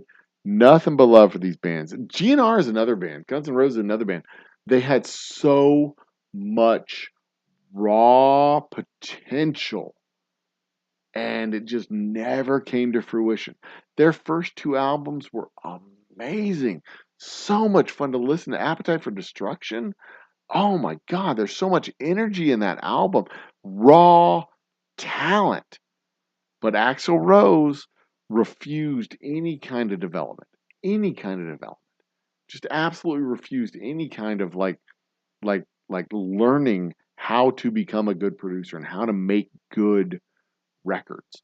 And he was just a raw force, just raw energy. He was amazing, but he just wouldn't allow himself to be molded into um, someone who could make good music. Someone who could channel that talent into the formula for making good music. Let's put it that way. Because there's a formula for making good music. There's a way to do it.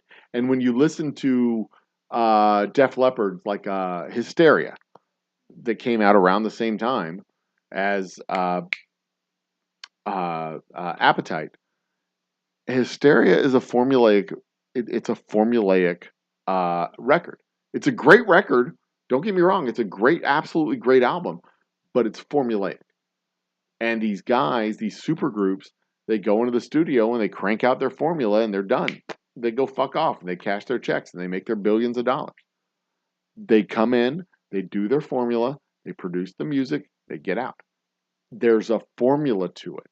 I don't know what the formula is. The record companies know what the formula is. But you go into the studio and the record companies are like, this is how it needs to go, guys. And the guys can either go, okay, let's do it. Or the guys go, no, I want to do it this way. And they're like, all right, but you're going to suck. Go for it. This is going to be shit. And usually it's that second album. It's that learning process. The first one is when they have the training wheels on. The second album is when they take the training wheels off and they let the artist do what the artists are going to do. And, the producers try to produce it and make it well, but it doesn't work. And the second album falls on its face. Some of them survive to that third album.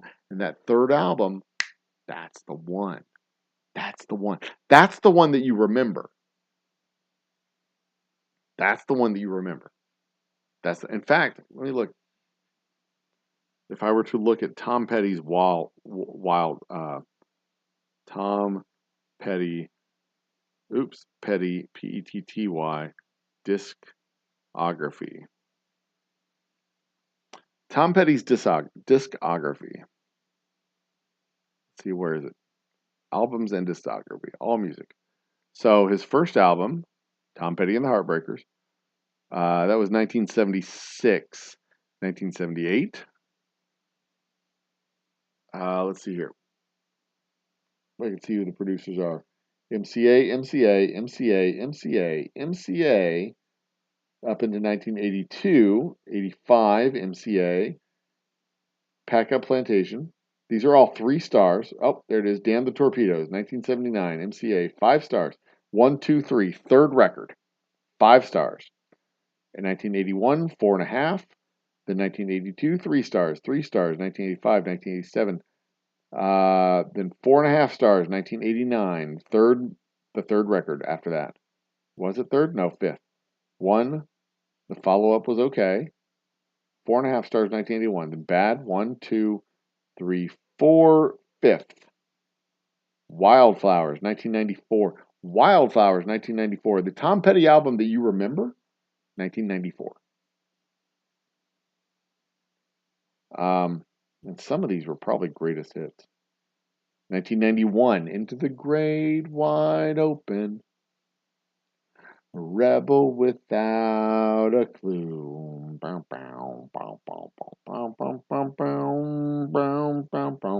I stick with my thesis. 1970s, 1990s. You don't have to agree with me, but you don't have to be correct either.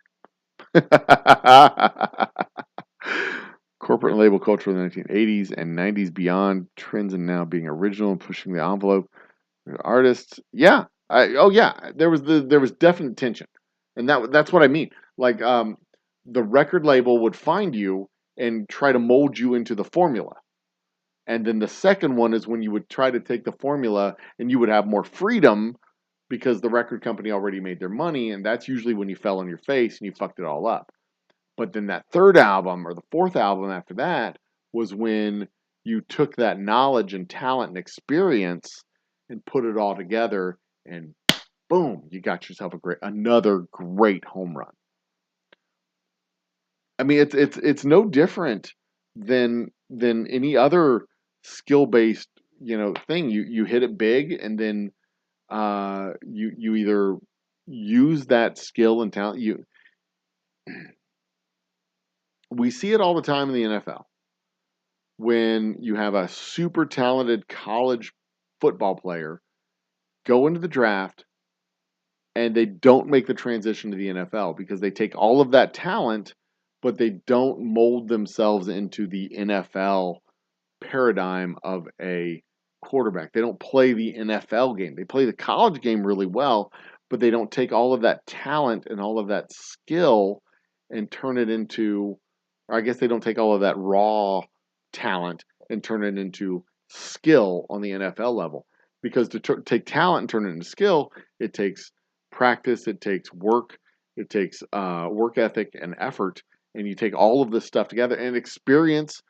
Having seen this defense again and again and again and again, now I know how to beat Green Bay's defense. Now I know how to beat Chicago's defense. Now I know how to beat Dallas's defense because they do the same defense year after year after year after year. You know how to beat that. Or you've seen this same defense in Denver that they're now trying to do in Miami. So I've seen this defense before. I know how it's going to play out. And I can dismantle it and put it back together. And that's the difference between a very talented quarterback who can throw the ball 80 yards and a very skilled quarterback who can throw the ball 40 yards but hit his receivers while a defensive end is coming at him. And that's how these bands sometimes do it.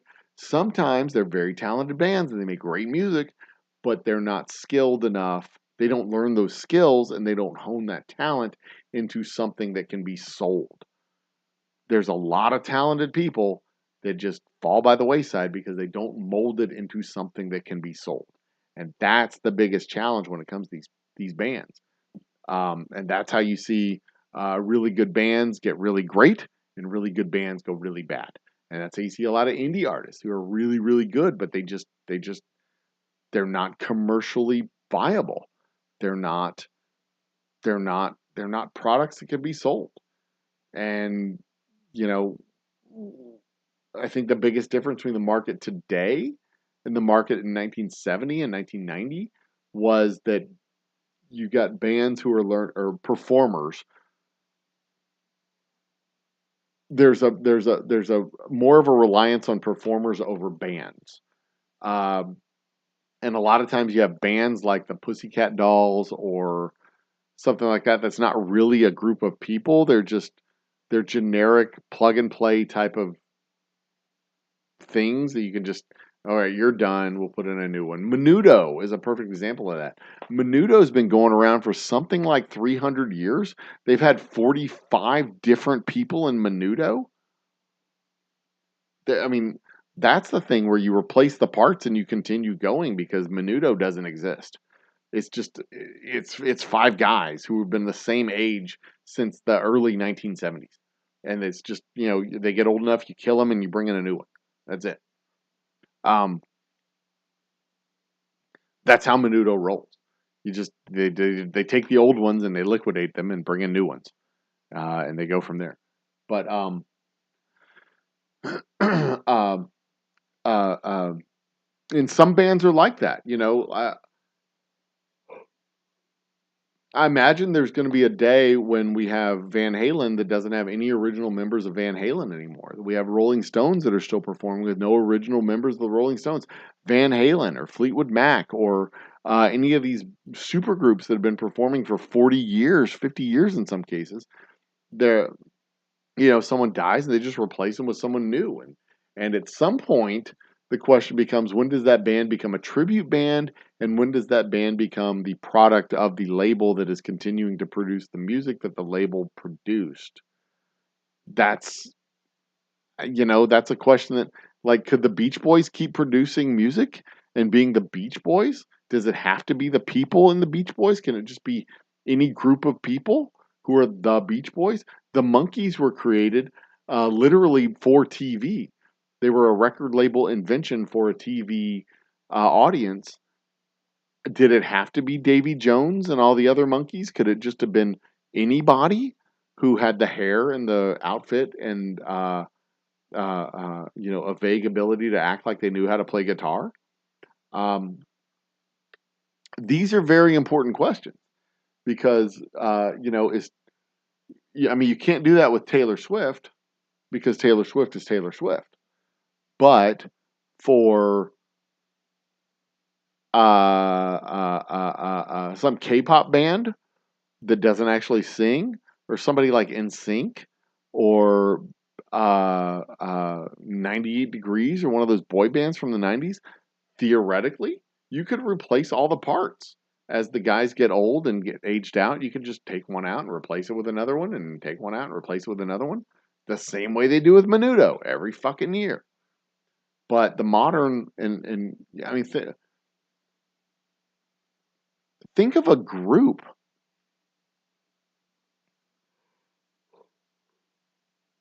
Of the top 10 performers that I can think of, they're all individuals.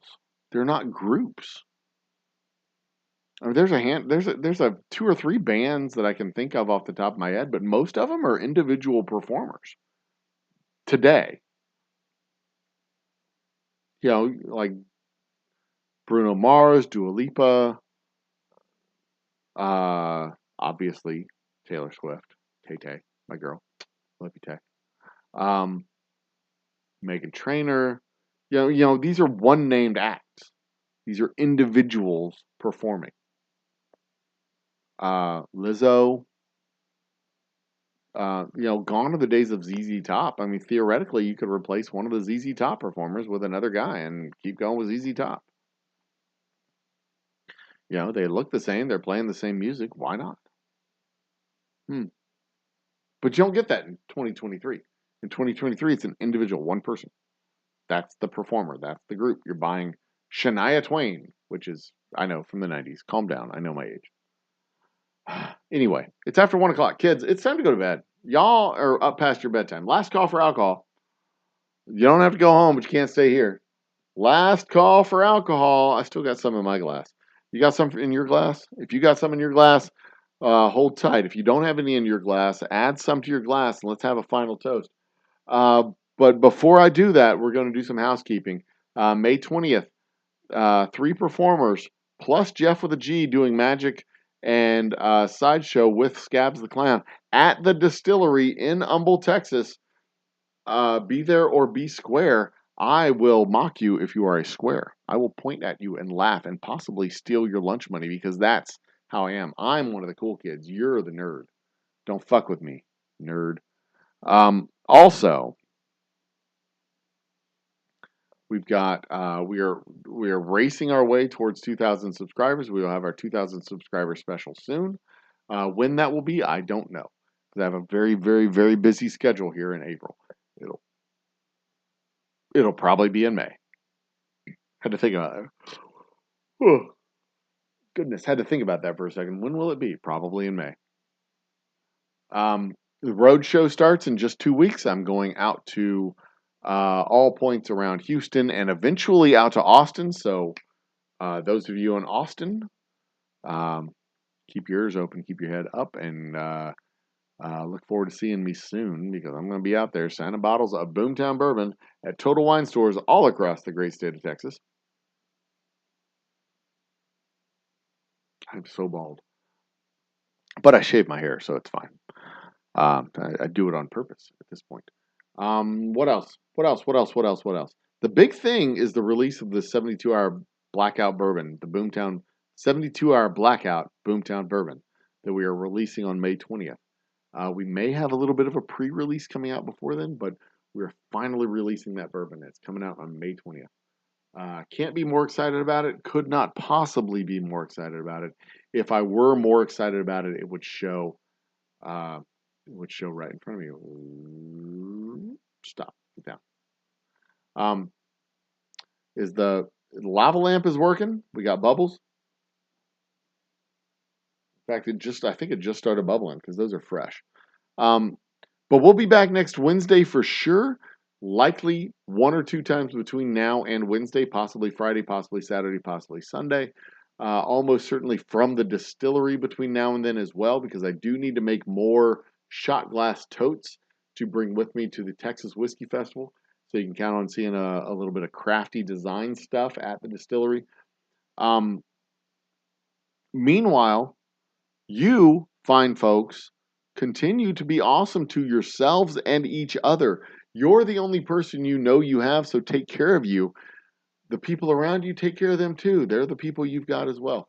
Tend your garden, make the world a better place, one person at a time, one whiskey at a time. Be awesome to each other. Cheers, and let me make sure I get the right screen up. Cheers, and where is it? Good night. Love y'all. See you in a few days. Good night. Cheers.